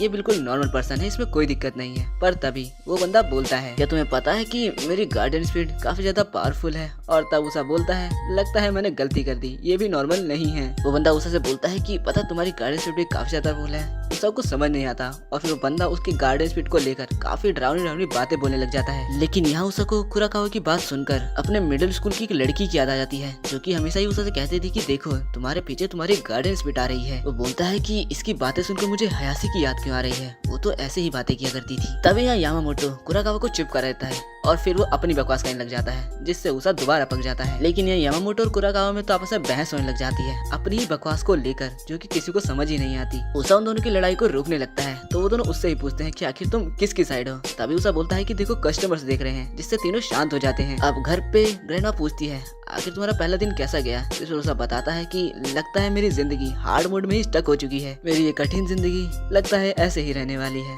तभी यहाँ पे मयूमी और भी गुस्सा करते हुए बोलती है क्या मतलब है तुम्हारा हार्ड जिंदगी से। और फिर वो अपना दुखड़ा सुनाते हुए बोलती है कि तुम्हें पता है मेरे दो यंगर जूनियर्स वो दोनों आपस में मेरे पीठ पीछे डबल डेट पे गए और मुझे बुलाया भी नहीं। तुम्हें पता है मुझे कितना बुरा लग रहा है। तभी रित्सु बोलती है क्या ग्रुप डेट इतना जरूरी होता है, मुझे तो सुनकर ही अजीब लग रहा है। उषा कहता है कि ग्रुप डेट में होता ही क्या है, सारे मिलकर कोरियो के जाते हैं। तभी मयूमी पूछती है कि क्या तुम्हें कहीं जाना है। जिस उषा कहता है नहीं, और मैं जाऊंगा तो तुम्हें बताऊंगा भी नहीं। तभी उषा को उसके दोस्त तगामी का कॉल आता है। उषा कॉल उठाता है, तभी तगामी चिल्लाकर बोलता है तुम्हें ग्रुप डेट पर आना होगा। और फिर उषा बोलता है तगामी सुनो, मेरे पीछे एक डेविल है, मैं तुमसे बाद में बात करता हूँ, जो कि मयूमी होती है। मयूमी उसे धर दबोच लेती है। वहाँ से तगामी मैसेज करता है कि क्या तुम किसी अंडरवर्ल्ड में रहते हो क्या जो ऐसे बोल रहे हो। वो मैसेज बोलता है कि उषा तुम्हें क्या ग्रुप डेट पर आना है, लेकिन यहाँ से मयूमी मैसेज कर देती है कि मेरा पेट दर्द हो रहा है, मैं नहीं आ सकता। ऐसे ही बहाने मार देती है उसके बदले। तभी मयूमी उषा को बताती है कि एक और मैसेज आया है, जिसमें वो लिख रहा है कि क्या तुम वेस्ट स्कूल में जाते थे, और अगर जाते थे तो वहाँ की एक और लड़की है, मैं तुम्हें फोटो भेजता हूँ, क्या तुम उसे पहचानते हो। उषा फोटो देखता है और पहचान ही नहीं पाता, बोलता है कि ये क्यूट तो है। लेकिन तभी सयाका बोलती है तुम नहीं जानते,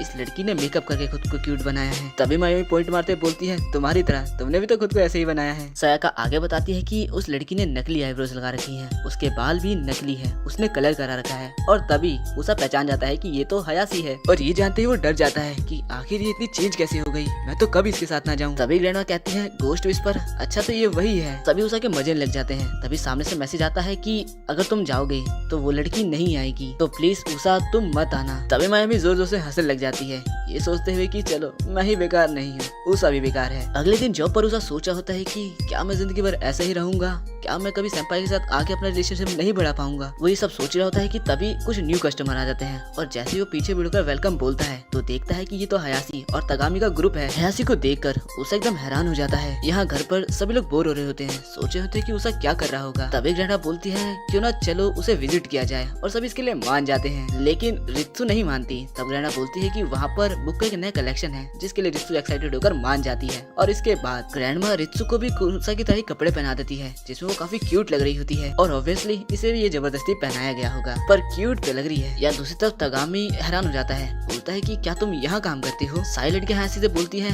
ये तो तुम्हारे साथ स्कूल में पढ़ा करता था, लगता है तुम्हारा मिलना डेस्टिनी में था। लेकिन हयासी मुंह बनाने लग जाती है। उषा सोचता है कि ये लड़की हमेशा ही मेरे पीछे पड़ा रहती थी और अब देखो इसको। उषा आराम से बोलता है काफी टाइम बाद बाद मिले हायासी, लेकिन वो उसे इग्नोर कर आगे चली जाती है। तगामी उसा से माफी मांगता है कि इन सबको यहीं आना था, मुझे नहीं पता था तुम यहाँ काम करते हो, लेकिन तुम्हारा कपड़ा तुम पर काफी अच्छा लग रहा है। कुराकावा इनका वेलकम करता है और बताता है कि आपका रिजर्वेशन कहाँ है, लेकिन वो सब उसके मजे लेने लग जाते हैं। बोलते हैं कि हमें बोलो वेलकम मास्टर। कुराकावा यामामोटो और उसा से कहता है ये लोग कितने बदतमीज हैं, इन्हें तो कोई तमीज ही नहीं है बात करने की। कुराकावा कहता है कि मैं तो उनके पास नहीं जाने वाला हूँ। उसाई बोलता है कि मैं नहीं जाऊंगा, ये मेरे पुराने स्कूल के हैं, बड़ा ऑकवर्ड लगेगा। यामामोटो जाने की जिम्मेदारी लेता है, लेकिन वो अजीब सी बातें कहने लग जाता है कि ये अमीर बच्चे काफी ज्यादा घमंडी हैं। ये सब कहकर वो एक तरह से उन पर चिल्लाने ही जा रहा होता है, पर उसा उसे रोक लेता है। पर तभी उनमें से एक लड़का उसा को ऑर्डर लेने के लिए अंदर बुलाता है, उसके मजे लेने के लिए। यहाँ मायोमी, रित्सु सब आ जाते हैं। रित्सु को तो जबरदस्ती लाया गया होता है, बेचारी आना भी नहीं चाहती थी। बाकी यहाँ उसा से वो सब लोग काफी मजे ले रहे होते हैं। बोलते हैं कि तुम्हें यहाँ आने को जी बुलाता है और उस पर हंसने लग जाते हैं। तगामी बोलता है कि ऐसा मत बोलो, लेकिन सब तगामी से ही बोलते हैं, तुम इसे ही बुलाने वाले थे ना, अच्छा है तुमने नहीं बुलाया, ये कितना बेकार कितना गधा आदमी है। उसकी काफी बेइज्जती करने लग जाते हैं। तब एक लड़की हयासी से कहती है क्या ये तुम्हारा बॉयफ्रेंड है? हयासी चिढ़ते हुए कहती है नहीं। वो लड़की कहती है कि ये तुम्हारे स्कूल में पढ़ता था ना, तो चलो तुम इसके बारे में कुछ बताओ। चलो तुम छोड़ो, उसा तुम ही बताओ। पर तभी हयासी बोलती है ये स्कूल में काफी बेकार था, सब इसे फ्रीक शो कहकर बुलाते थे। उसा मन में बोलता है हाँ तुम्हारी वजह से, लेकिन हयासी की ये बोलने की वजह से सभी लोग उसा पर ही हंसने लगते हैं, उसकी बेइज्जती करने लगते हैं, उसको फ्रीक शो कहकर चिढ़ाने लगते हैं। वो लड़का तो उसकी कुछ ज्यादा ही बेइज्जती करने लग जाता है। बस तगामी को गुस्सा आ रहा होता है और ये सब मायोमी और सयाका बाहर से सुन रहे होते हैं और वो बोलते हैं आखिर कुछ कर क्यों नहीं रहा, और इन दोनों को काफी गुस्सा आ रहा होता है। यहाँ रित्सु भी सब कुछ सुन रही होती है और उसे भी काफी ज्यादा गुस्सा आ रहा होता है। उसा सोचता है मैं यहाँ क्या कर रहा हूँ, हाँ मुझे इनका ऑर्डर लेना है, पर ये सब हंस रहे हैं, मुझ पर ही हंस रहे हैं, मेरा मजाक उड़ा रहे हैं, रात तक ही ऐसे हंसने वाले हैं, मुझसे अब सहन नहीं हो रहा, मुझे गुस्सा आ रहा है, पर मैं कुछ नहीं करूंगा। शायद जब घर जाऊं तो सैम्पाई की स्माइल देख के मेरा मूड ठीक हो जाएगा। वो काफी डिप्रेस्ड था। तभी पीछे से सैम्पाई की आवाज आती है उसा सुनो। वो पीछे मुड़कर देखता है और सैम्पाई रित्सु को देखकर एकदम हैरान हो जाता है, उसके कपड़े देख के हैरान हो जाता है और सोचता है ये तो काफी क्यूट लग रही है। रित्सु बोलती है कि हम फर्स्ट फ्लोर पे तुम्हारा वेट कर रहे हैं, तुम जल्दी आकर हमारा ऑर्डर ले लो, प्लीज जल्दी आना। सब रित्सु को देख के हैरान होते हैं। उसा तो काफी ज्यादा ही हैरान हो जाता है। रित्सु उसा को जल्दी आने के लिए बोलती है। तभी एक लड़का उसका ही मजाक उड़ाता है और बोलता है कि क्या ये कोई स्पेशल रिक्वेस्ट है? उसा गुस्से से बोलता है मेरा मजाक उड़ाओ चलेगा, उनका नहीं। तभी रित्सु बोलती है हाँ है ये स्पेशल रिक्वेस्ट, मैंने करी है, तुम नहीं कर सकते, आ जाओ उसा जल्दी आना। और चली जाती है। सब देखते ही रह जाते हैं और तभी यहाँ पर मायोमी और सयाका भी आती है और उसा को पकड़ लेती हैं और बोलती हैं आखिर तुम कहाँ चले गए थे, हम तुम्हारे बगैर नहीं रह सकते। और ये देखकर बाकी लड़के एकदम ब्लश और एकदम जेलसी फील करने लगते हैं। तब मायोमी हयासी को पॉइंट कर बोलती है मैं ऐसी लड़की नहीं हूँ जो गलत करे और दूसरों पे इल्जाम लगा दे। और तब सयाका हयासी के पास जाती है और बोलती है तुम्हारे ऊपर कुछ लगा है। सभी डर जाते हैं। सयाका माफी मांगते हुए दिखाती है कि सॉरी ये तो तुम्हारी नकली आईब्रो थी, जो देखकर सभी हैरान हो जाते हैं। यहाँ से मायोमी उसा को ले जाती है और समझाती है कि तुम्हें इतना अच्छा बनने की भी जरूरत नहीं है। उसा बोलता है कि हाँ पर मुझे लगा कि हयासी काफी डरी हुई है। तभी मायोमी बोलती है ये सब छोड़ो, चलो रित्सु को ढूंढते हैं, वो तुम्हारा इंतजार कर रही होगी। अब वो पहुँचते हैं कि शिरो बताता है कि रित्सु तो यहाँ से चली गई है और उसा उदास हो जाता है कि मैं लेट हो गया। तब ग्रैंड मास्टर शिरो बताते हैं कि वो आई, वो काफी गुस्से में थी, वो थोड़ी देर बैठी और फिर काफी शर्मा गई और बोली कि मैं घर जा रही हूँ। तब उसे याद करता है उन्हें नफरत है किसी स्ट्रेंजर से बात करने में, लेकिन मेरे लिए उन्होंने लड़ाई करी, उन्होंने मेरे लिए किया। वो शर्मा गई होंगी, उन्हें काफी एम्बैरेस फील हुआ होगा। इसके बाद उसा वापस से यामामोटो और कुराकावा के पास जाता है। दोनों ही बोलते हैं कि क्या हुआ, क्या उन लोगों ने तुम कुछ उल्टा बोला, तुम्हें सुनना नहीं चाहिए था। पर उषा तो असल में शर्मा रहा था सेंपाई को याद करते हुए और वो बोलता है मुझे सेंपाई काफी पसंद है, अब मैं आराम से मर सकता हूँ, मैं आज बहुत ज्यादा ही खुश हूँ। यहाँ हम रित्सु को देख रहे होते हैं जो कि भाग रही होती है, सभी उसे देख रहे होते हैं और वो बोलती है कि मुझे काफी शर्म आ रही है, मैं तो इस शर्म से ही मर जाऊंगी। अब रात को घर पर उषा खाना खा रहा होता है जो कि उसका फेवरेट खाना होता है और वो रित्सु के बगल में बैठा होता है जहाँ वो ग्रैंड माँ का शुक्रिया कर रहा होता है इन सभी चीजों के लिए। तभी रित्सु उषा से बोलती है क्या तुमने मेरी दी हुई बुक पढ़ ली? लेकिन उषा बताता है कि मुझे टाइम ही नहीं मिला। रित्सु बोलती है मैंने उम्मीद ही करी थी, वैसे उनमें से एक ब्लू वाली बुक होगी जिसे जरूर पढ़ना, वो काफी मजेदार है। उषा बोलता है अगर आपने बोला है तो सच में मजेदार होगी, तो मैं आज उसे पढ़ लूंगा।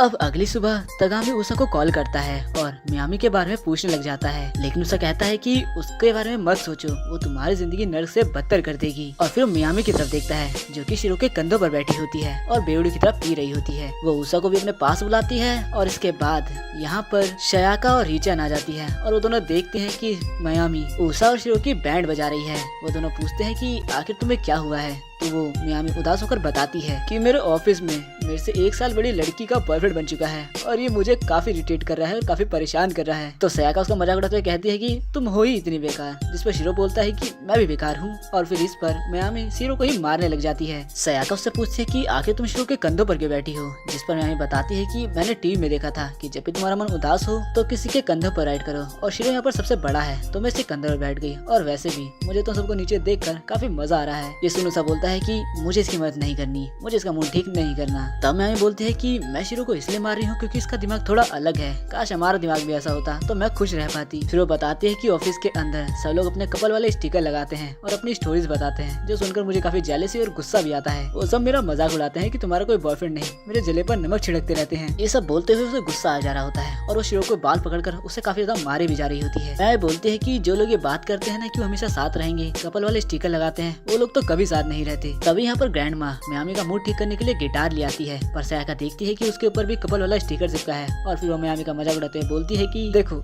जो लोग स्टिकर चिपकाते हैं और फॉलोवर साथ आने की बात करते हैं वो साथ कभी नहीं रहते। अब मियामी शिरो के कंधे से अपनी छत पर चढ़ जाती है। ऊसा और ग्रैंडमा उसे नीचे आने के लिए बोलते हैं, लेकिन मियामी गिटार लेकर बोलती है अब ये मेरा कॉन्सर्ट है और मैं अपनी वॉइस के थ्रू अपना गम सब कुछ तुमसे शेयर करने वाली हूँ। ऊसा बोलता है कि क्या ये जरूरी है? तब ग्रैंडमा वहीं बैठ जाती है और बोलती है कि हम कुछ कर नहीं सकते तो चलो उसका गाना ही सुन लेते हैं। और मियामी गाने में अपना गम गाने लग जाती है कि मेरी एक दिन शादी होगी, हम जंगल में रहेंगे। पता नहीं कैसा ही गा रही है भाई। और ग्रैंडमा उसकी तारीफ करती है कि अच्छा गा रही हो। ऊसा बोलता है कि ऐसा मत बोलो, वो और गाएगी। ऊसा रित्सु के पास जाता है और बोलता है कि मैं हैरान हूँ कि आप इस सिचुएशन में बुक पढ़ पा रही हो। रित्सु बताती है कि मुझे आदत है। रित्सु बोलती है कि तुम्हें क्या हुआ है, तुम्हें कुछ क्यों नहीं हो रहा? उसा बोलता है कि मेरे लिए सब कुछ नॉर्मल है, क्योंकि मैं जहाँ पहले रहा करता था वहाँ भी ऐसी नॉइस आया करती थी, तो मैं वहाँ भी उनकी मदद कर दिया करता था। मुझे ऐसी सिचुएशंस हैंडल करना आती हैं। इस पर रित्सु बोलती है कि तुम लोगों के लिए कुछ ज्यादा ही काइंड नहीं बन जाते? उषा रित्सु से पूछता है कि आप कैसी थी जब आप यहाँ पर आई थी? रित्सु बताती है कि मैं अपनी मदर के साथ आई थी, मैं हमेशा ही शांत थी, फिर मेरी मदर को काम के लिए समुद्र पार जाना पड़ा और फिर यहाँ अजीब अजीब लोग आकर रहने लगे। यहाँ रहते रहते मुझे बुक पढ़ने में और ही मजा आने लगा है और मैं बहुत ज्यादा बुक पढ़ना चाहती हूँ। यहाँ मियामी 20 से भी ऊपर के सॉन्ग गा देती है और अभी भी उसका दुख कम नहीं होता। और रित्सु से बोलती है कि चलो अब दूसरी बुक पढ़ती हूँ, अब तक रात हो चुकी थी। मियामी अब बोलती है मेरा साथ देने वाला कोई नहीं है, मैं बहुत अकेली और डिप्रेस हो चुकी हूँ, कोई चाहिए मुझे जो मेरी बात सुने। और उषा को लगता है कि ये सच में कुछ ज्यादा ही डिप्रेस हो चुकी है, कुछ सही नहीं लग रहा। मियामी बोलती है कि मैं इतनी डिप्रेस हूँ, ये सब कुछ मेरे पहले बॉयफ्रेंड की गलती है, सब कुछ वहीं से चालू हुआ, उसी की गलती है। सबको डर लगता है कि ये कुछ कर ना दे और इसलिए सब उसे नीचे आने के लिए बोलते हैं। लेकिन मियामी बोलती है तुम सबको लगता है ना कि मैं बेकार हूँ। तब सयाका कर बोलती है हाँ तुम बेकार हो, लेकिन हम तुम्हें तब भी पसंद करते हैं, तुम काफी अच्छी हो। तब शिरो बोलता है हाँ मैं भी तुम्हें पसंद करता हूँ। ग्रैंडा बोलती है हाँ तुम सच में काफी अच्छी हो मियामी, तुम जहाँ भी रहती हो वहाँ खुशी का माहौल आ जाता है, जिंदगी अच्छी हो जाती है, हम सब तुम्हें काफी पसंद करते हैं, तुम काफी अच्छी हो। और अब चलो नीचे आ जाओ। मियामी रोते रोते नीचे आ जाती है। रात का समय होता है। तभी उषा को किसी के चिल्लाने की आवाज आती है और वो उठ जाता है। बाहर आकर सिचुएशन देखता है तो रित्सु भाग कर आती है और उससे टकरा जाती है। दोनों एक दूसरे के ऊपर आते हैं। तभी उषा मियामी को भी देखता है और बोलता है कि तुमने ये कैसे कपड़े पहन रखे हैं। इसके बाद सीन शिफ्ट होता है और हम देखते हैं कि मियामी उषा को मार रही है, उसका मुंह फोड़ रही है, बोल रही है कि क्या तुमने रित्सु के कमरे में झांका, इसलिए वो चिल्लाई। पर रित्सु से रोकती है और बताती है कि मैं अपने बेड पर थी और बुक पढ़ रही थी और जैसे ही मैंने पेज पलटा तो उसके बीच में एक सेंटीपीड था और मैं डर गई। और वो ऐसा बोलकर चिल्लाती है जिससे सारे लोग ही चिल्लाने लग जाते हैं। तो उषा सबको शांत कराता है। मियामी इमेजिन कर बोलती है कि वो कितना गंदा रहा होगा। उषा बोलता है कि चलो कुछ अच्छा इमेजिन करो। अब रित्सु आगे बोलती है मैंने उसको बुक में ही बंद कर दिया और बुक फेंक कर जल्दी से भाग गई। मैं सीधा ग्रैंडमा के रूम में गई मदद मांगने के लिए, लेकिन मैंने वहाँ पर एक डरावनी डॉल देखी और काफी सारी डरावनी डॉल थी जिससे मेरा मुंह ही बंद हो गया। और इसके बाद रित्सु गई मियामी के रूम में, वो उसे उठाने गई पर वो उसके ऊपर ही गिर गई। तभी मियामी ने पूछा कि रीचन क्या हुआ। तब रित्सु ने अपने हाथ में उसे सेंटीपीड दिखाया जो कि मियामी को सही से दिखा नहीं और वो डर गई और फिर दोनों ही चिल्लाई और फिर मियामी और वो बाहर भाग आई। उषा बोलता है तो ये बात है, वैसे यहाँ पर सेंटीपीड कुछ ज्यादा ही है। अब वो लोग बात करते हैं कि ये लोग बारिशों में ज्यादा सेंटीपीड निकलते हैं और यहाँ पर अगर ग्रैंडमा होती तो वो इन सबको मार देती, लेकिन वो कहीं गई है और कल सुबह तक ही आएंगी और मुझे नहीं पता कि सेंटीपीड को कैसे मारते हैं। मैं बोलता है कि रित्सु का क्या होगा, वो तो अपने कमरे में सो ही नहीं सकती। तभी रित्सु बोलती है कि मैं यहीं सो जाऊंगी। तब सिर्फ एक आइडिया देता है कि क्यों ना हम सेंटीपीड को दोनों तरफ से टेप से बांध दे और फिर उसे पत्थर से कुचल दूं और एक अच्छा हथियार बन जाएगा। लेकिन वो बोलता है कि लेकिन अगली सुबह वो वापस ठीक हो जाएगा और इससे सब डर जाते हैं। रित्सु काफी डर जाती है कि अब मैं क्या करूँ और शिरो बोलता है कि अगर हम कार्ड भी देंगे तो वो वापस वैसा हो जाएगा। सब परेशान हो जाते हैं कि अब क्या क्या करें। और रित्सु मियामी का हाथ पकड़कर बोलती है, मैं तो अपने कमरे में सो भी नहीं पाऊंगी, क्या तुम लोग उसे मार नहीं सकते हो। उषा बोलता है कि हमने कभी उसे पहले मारा नहीं। तब रित्सु काफी इमोशनली उषा को ब्लैकमेल करती है कि तुम उस सेंटीपीड को मारो, और वो ब्लैकमेल हो भी जाता है और बोलता है कि चलो ठीक है, मैं उसे मारूंगा। और उसको मारने के लिए ये लोग पूरी प्लानिंग बना लेते हैं। गर्म पानी हाथ में रख लेते हैं, एक पॉलिथीन रख लेते हैं और गर्ल्स एरिया में घुस जाते हैं। मियामी बोलती है कि क्या तुम मेरे कमरे में चल सकते हो एक बार, मुझे अपने ग्लासेस लेने हैं, कुछ दिख नहीं रहा। सबके मना करने के बावजूद वो उसे कमरे में जाते हैं और इतना गंदा रूम देख कर उषा बोलता है, मुझे तो आशा ही थी इसे। मियामी बोलती है कि तुम मेरे रूम को चेक क्यों नहीं कर रहे, पर वो तीनों आगे बढ़ जाते हैं ये बोलकर कि वहाँ कुछ भी नहीं होगा सिवाय गंदगी के अलावा। अब सारे पहुंचते हैं रित्सु के रूम में और उसका रूम देखकर उषा बोलता है, ये तो पूरा बुक शॉप लग रहा है। इतनी बुक्स देखकर शिरो बोलता है कि क्या मैं ये बुक ले सकता हूँ, लेकिन रित्सु बोलती है बिल्कुल भी नहीं। रित्सु इशारा करके बोलती है कि देखो उस बुक के अंदर मैंने उस कीड़े को छोड़ा था। उषा बोलता है तो चलो रेडी हो जाओ। उषा जैसे बुक खोलता है तो सेंटीपीड अंदर होता ही नहीं है और मियामी बोलती है, मेरे को पता था वो चला गया और तुमने ऊपर से दरवाजा भी खुला छोड़ा है, कहीं वो मेरे रूम में चला गया तो। वो शिरो को पकड़कर अपने साथ ले जाती है अपना कमरा चेक करने के लिए। रित्सु और भी डर जाती है। उषा बोलता है कि कोई नहीं और वो काफी देर तक उसे कमरे में छानबीन करते हैं और रात काफी ज्यादा हो जाती है, लेकिन उन लोग को कुछ नहीं मिलता। वो लोग बाहर आ जाते हैं। उषा टॉर्च ऊपर करता है और कुछ देर देखकर डर जाता है, पर फिर वो बताता है कि कुछ भी नहीं है। रित्सु बोलती है कि मुझे लग रहा है कि वो मेरे आसपास ही है, मुझे गर्म पानी निकाल लेना चाहिए। और तब उषा देखता है कि वो तो रित्सु के पीछे ही है। वो पैनिक हो जाता है कि मैं क्या करूँ। वो सोचता है कि अगर मैंने रित्सु को बताया तो पैनिक हो जाएगी और अगर मैंने कुछ किया तो वो उसे डंक न मार दे। वो कोशिश करता है कि वो जितनी हो जल्दी हो सके उसे हटा दे वहाँ से, लेकिन रित्सु उसे देख लेती है और बोलती है कि आखिर तुम क्या कर रहे हो। और अब उसे पता चल जाता है कि उसकी पीठ के पीछे कुछ रेंग रहा है। वो काफी डर जाती है और भागने लगती है और उसका ढक्कन खुला होता है, सारा गर्म पानी उसके ऊपर ही गिरने वाला होता है, लेकिन उषा बीच में आकर रित्सु को पकड़ लेता है और सारा गर्म पानी उसके ऊपर ही गिर जाता है। और रित्सु से बोलता है कि सेंपाई सब कुछ शांत है, सब ठीक हो गया है, आप शांत हो जाइए, वो चला गया है। और रित्सु को छोड़ता है और माफी मांगता है कि मैंने आपको पकड़ा और चला जाता है। यहाँ वो सेंटीपीड मियामी के बगल में गिरता है। वो डर जाती है। तब एक हाथ आता है और उसे गर्म पानी छीनता है। फिर वो पर्सन उसके ऊपर गर्म पानी डालता है, उसे पॉलिथीन में पैक करके शिरो को मार कर बोलता है कि जाओ इसे बाहर फेंक दो। और हम देखते हैं कि ये तो सयाका होती है। सयाका बताती है कि मैं तुम्हारी आवाज सुनकर यहाँ पर आई हूँ और वैसे इन कीड़ों को मारने का काम मैं ही करती हूँ। अब सभी बोलते हैं कि हम काफी थक चुके हैं तो हम अपने रूम में जा रहे हैं। तभी सेंपाई उषा के हाथ को देखती है जो जल चुका होता है। उसे बुरा लगता है। उषा को रोकती है और झट से आइस बैग लाकर उसके हाथ पे रगड़ देती है और उससे सॉरी बोलती है और फिर थैंक यू बोलती है उसकी मदद करने के लिए। अगला दिन होता है और मियामी दोबारा बेवड़ी बन जाती है और उदास हो जाती है। उषा बोलता है कि तुम्हें क्या हुआ है, कल हमने तुम्हारे लिए कितना कुछ करा। तभी उससे मिले तगामी आ जाता है। उषा बोलता है कि तुम्हें हमारा पता कैसे चला। वो बताता है कि मैंने पुलिस से पूछा, पता नहीं वो लोग कह रहे थे कि मुझे वहाँ जाना नहीं चाहिए। खैर यहाँ वो मियामी से मिलने आया था, लेकिन उषा बोलता है कि चले जाओ, ये सही टाइम नहीं है। और तभी यहाँ से मियामी गुजरती है और तगामी उसे देख लेता है और उसको देखता ही रह जाता है। वो मियामी से बोलता है कि हेलो, मैं उषा का दोस्त हूँ, क्या हम लोग कहीं बाहर चल सकते हैं, हम सभी या फिर सिर्फ हम दोनों। और पता नहीं कैसे मियामी का मूड ठीक हो जाता है और उससे मजे लेने लग जाती है। और यहाँ उषा बाकी तो सोचते हैं कि कल का हमारा दिन पूरा वेस्ट गया इसको सही करने में। इसके बाद उषा तगामी को भगा देता है और फिर मियामी से बोलता है कि तुम ना उसके साथ मजे मत लो। मियामी बोलती है कि मैं तो सिर्फ मजा कर रही थी, वैसे काफी टाइम हो गया किसी ने मेरी पर लाइन नहीं मारी, मैं सोच रही हूँ कि क्यों ना मैं किसी यंगर बॉय को डेट कर लूँ। वैसे वो कितना साल का है। उषा बताता है कि अभी वो 15 का होने वाला है और ये सुनकर मियामी बोलती है कि नहीं, मैं उसे बिल्कुल डेट नहीं करूंगी। फिर यहाँ सयाका आ जाती है और फिर दोबारा से इन सब लोग के बीच मौज मस्ती चालू हो जाती है।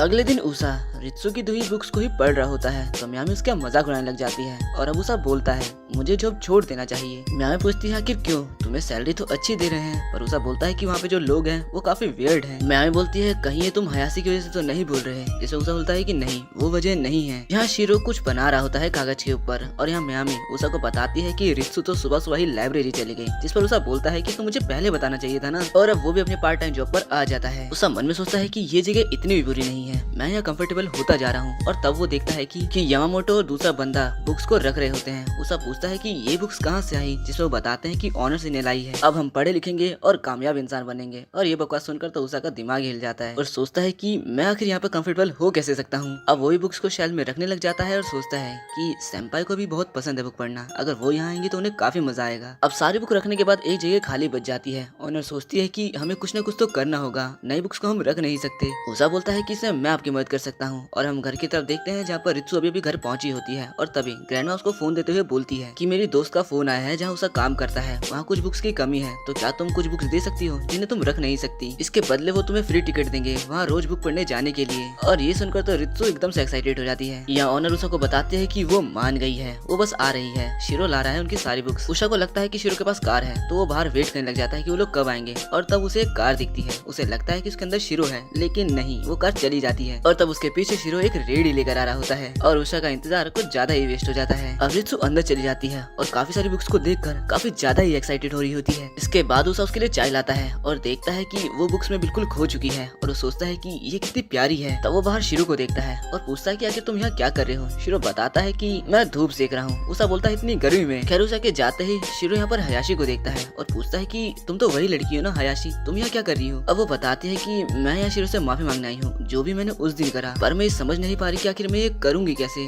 तब शिरो बोलता है थोड़ी देर पहले ही मैं अपने धूप के मजे ले रहा था, लेकिन इतनी गर्मी को देखकर उषा ने मेरे लिए ये ठंडा पानी छोड़ा है। तुम इसका मतलब समझती हो, वो बहुत काइंड है। हयाशी स्कूल टाइम का बताती है कि स्कूल टाइम में मैं नई नई कहानियां लाती थी और उषा उन्हें ध्यान से सुनता था, पर एक दिन मैंने सुना कि कुछ लड़कियां बोल रही हैं कि हयाशी चॉकलेट्स जिसको भी देगी वो काफी बदनसीब होगा, वो पक्का उषा ही होगा, क्या करे उसे झेलना पड़ता है। वो ये बोली रही होती है कि तभी उषा पीछे से आ जाता है हयाशी के और पूछता है कि तुम यहाँ क्या कर रही हो। हयाशी बताती है कि मैं एक नई स्टोरी लाई हूँ। उषा बोलता है कि प्लीज आराम से सुनाना, मुझे डर लगता है, और हाँ ये कहानियां तुम दूसरी लड़की को मत सुनाना, वो डर जाएंगी। लेकिन वो जानता है कि वो लड़कियां इसका मजाक उड़ाएंगी, इसलिए इसे मना करता है दूसरों को ये कहानी सुनाने से। हयाशी बोलती है कि उस दिन जो भी मैंने उषा के साथ किया वो मैंने बहुत गलत किया। तभी उषा विंडो खोलकर बोलता है शिरो बहुत हुआ, अब अंदर आ जाओ, काफी धूप हो रही है। और तभी वो हयाशी को देखता है और पूछता है कि तुम यहाँ क्या कर रही हो। हयाशी उसे थैंक्स बोलती है कि तुमने मेरी स्कूल टाइम में काफी मदद करी, मैंने तुम्हारे साथ बहुत गलत किया है, मुझे रियली माफ कर दो। उषा उसकी बातें सुनकर उसे स्कूल टाइम की याद आ जाती है और बोलता है कि ये इतनी भी बड़ी बात नहीं है। हयाशी रोने लग जाती है। तब मैमी बताती है कि तुम्हारा मेकअप खराब हो चुका है। हयाशी बोलती है क्या ये वाटरप्रूफ नहीं था। मैमी उषा को मारती है और डांटती है, बोलती है तुम्हें इतना भी काइंड नहीं बनना चाहिए, उसने इतना कुछ किया और तुम उसे ऐसे ही माफ कर दोगी। रित्सु देखो ये क्या कर रहा है, पर वो देखते हैं कि रित्सु तो बुक पढ़ने में कुछ ज्यादा ही बिजी है। उषा हयाशी को अंदर बुलाता है। हयाशी बोलती है कि क्या तुम मुझे इतनी आसानी से माफ कर दोगे, मैंने तुम्हारे साथ इतना कुछ गलत किया है। उषा बोलता है कि ऐसी बात नहीं है, पर लोग मेरी भी मदद करते हैं। उस दिन अगर सेंपाई नहीं आती तो जो तुमने मेरे साथ किया वो मुझे कुछ ज्यादा ही हर्ट करता,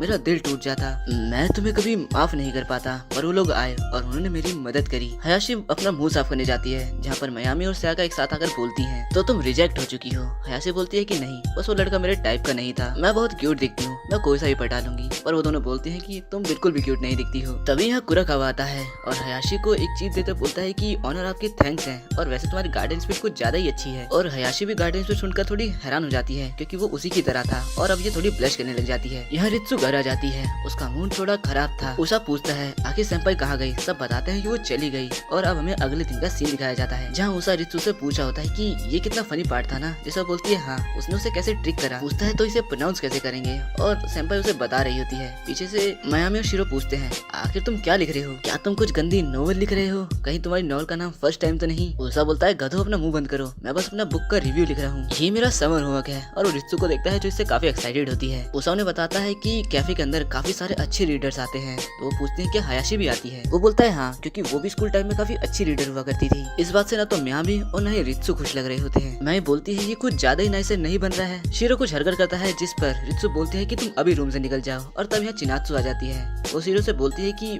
मुझे माफ करना, मैं तुम्हें टाइम नहीं दे पा रही हूँ, मैंने सोचा कि तुम लोनली फील कर रहोगे, तो क्या तुम मेरा सारा समर होमवर्क कर सकते हो, सारे प्रोजेक्ट। और शिरो इसके लिए मान भी जाता है। पीछे से मयामी बोलती है ये सच में पागल है पूरा, अब क्योंकि चिनात्सु आई है तो वो कुछ न कुछ तो मजेदार करने ही वाला है। तो यहाँ पर वो मर्ड को ले लेता है। वो सब बोलते हैं कि क्या ये तुम्हारा खाना है। फिर वो बताता है कि हम यहाँ पर गोल्डन बोल बनाने वाले हैं, और ये सुनकर सभी लोग एक्साइटेड हो जाते हैं, यहाँ तक कि रित्सु भी। और अब तीनों के तीनों शिरो से सीख रहे होते हैं कि उसे कैसे बनाते हैं। शिरो स्टेप बाय स्टेप बताता है, लेकिन इन लोगों से होता ही नहीं है। रित्सु हर चीज आराम से फॉलो कर रही थी, लेकिन मयामी हर चीज गड़बड़ कर दे रही थी। इन द एंड ये सब बनाकर उसे सूखने के लिए रख देते हैं और खाना खाने चले जाते हैं। खाना खाने के बाद चिनात्सु पूछती है कि सयाका, उषा और ग्रैंडमा कहाँ गए हैं। वो बताते हैं कि ग्रैंडमा तो कहीं गई हुई है, उस अपने काम पर गया है, और सयाका पक्का किसी लड़के के साथ गई होगी। इसके बाद शिरो बताता है कि मयामी तुम्हारा बोल तो टूट चुका है, और सभी थोड़ा उदास हो जाते हैं कि आखिर ये कैसे होगा। और तब शिरो बोलता है अब टाइम आ चुका है इसे चमकाने का। सभी लोग चमकाने में अपनी मेहनत कर रहे होते हैं, और तब यहाँ चिनात्सु रित्सु से पूछती है कि आखिर आप उषा के साथ डेट पर क्यों नहीं जाती। रित्सु पूछती है आखिर तुम्हारा इसका कहने का मतलब क्या है। चिनात्सु बताते हैं कि मैं देखा था टीवी पर फायरवर्क्स देखने के बाद वो लोग एक हो जाते हैं। रित्सु बोलती है ना तो मुझे फायरवर्क पसंद है और ना ही मैंने देखा है, और वैसे भी उषा और मुझे रिलेशनशिप में कोई इंटरेस्ट नहीं है। चिनात्सु बोलती है कि आपको सच में पता है, मैं तो श्योर हूँ कि वो आपसे प्यार करता है, वो आपको जिस तरह से देखता है वो पक्का आपसे प्यार करता है। मैं बोलती है क्या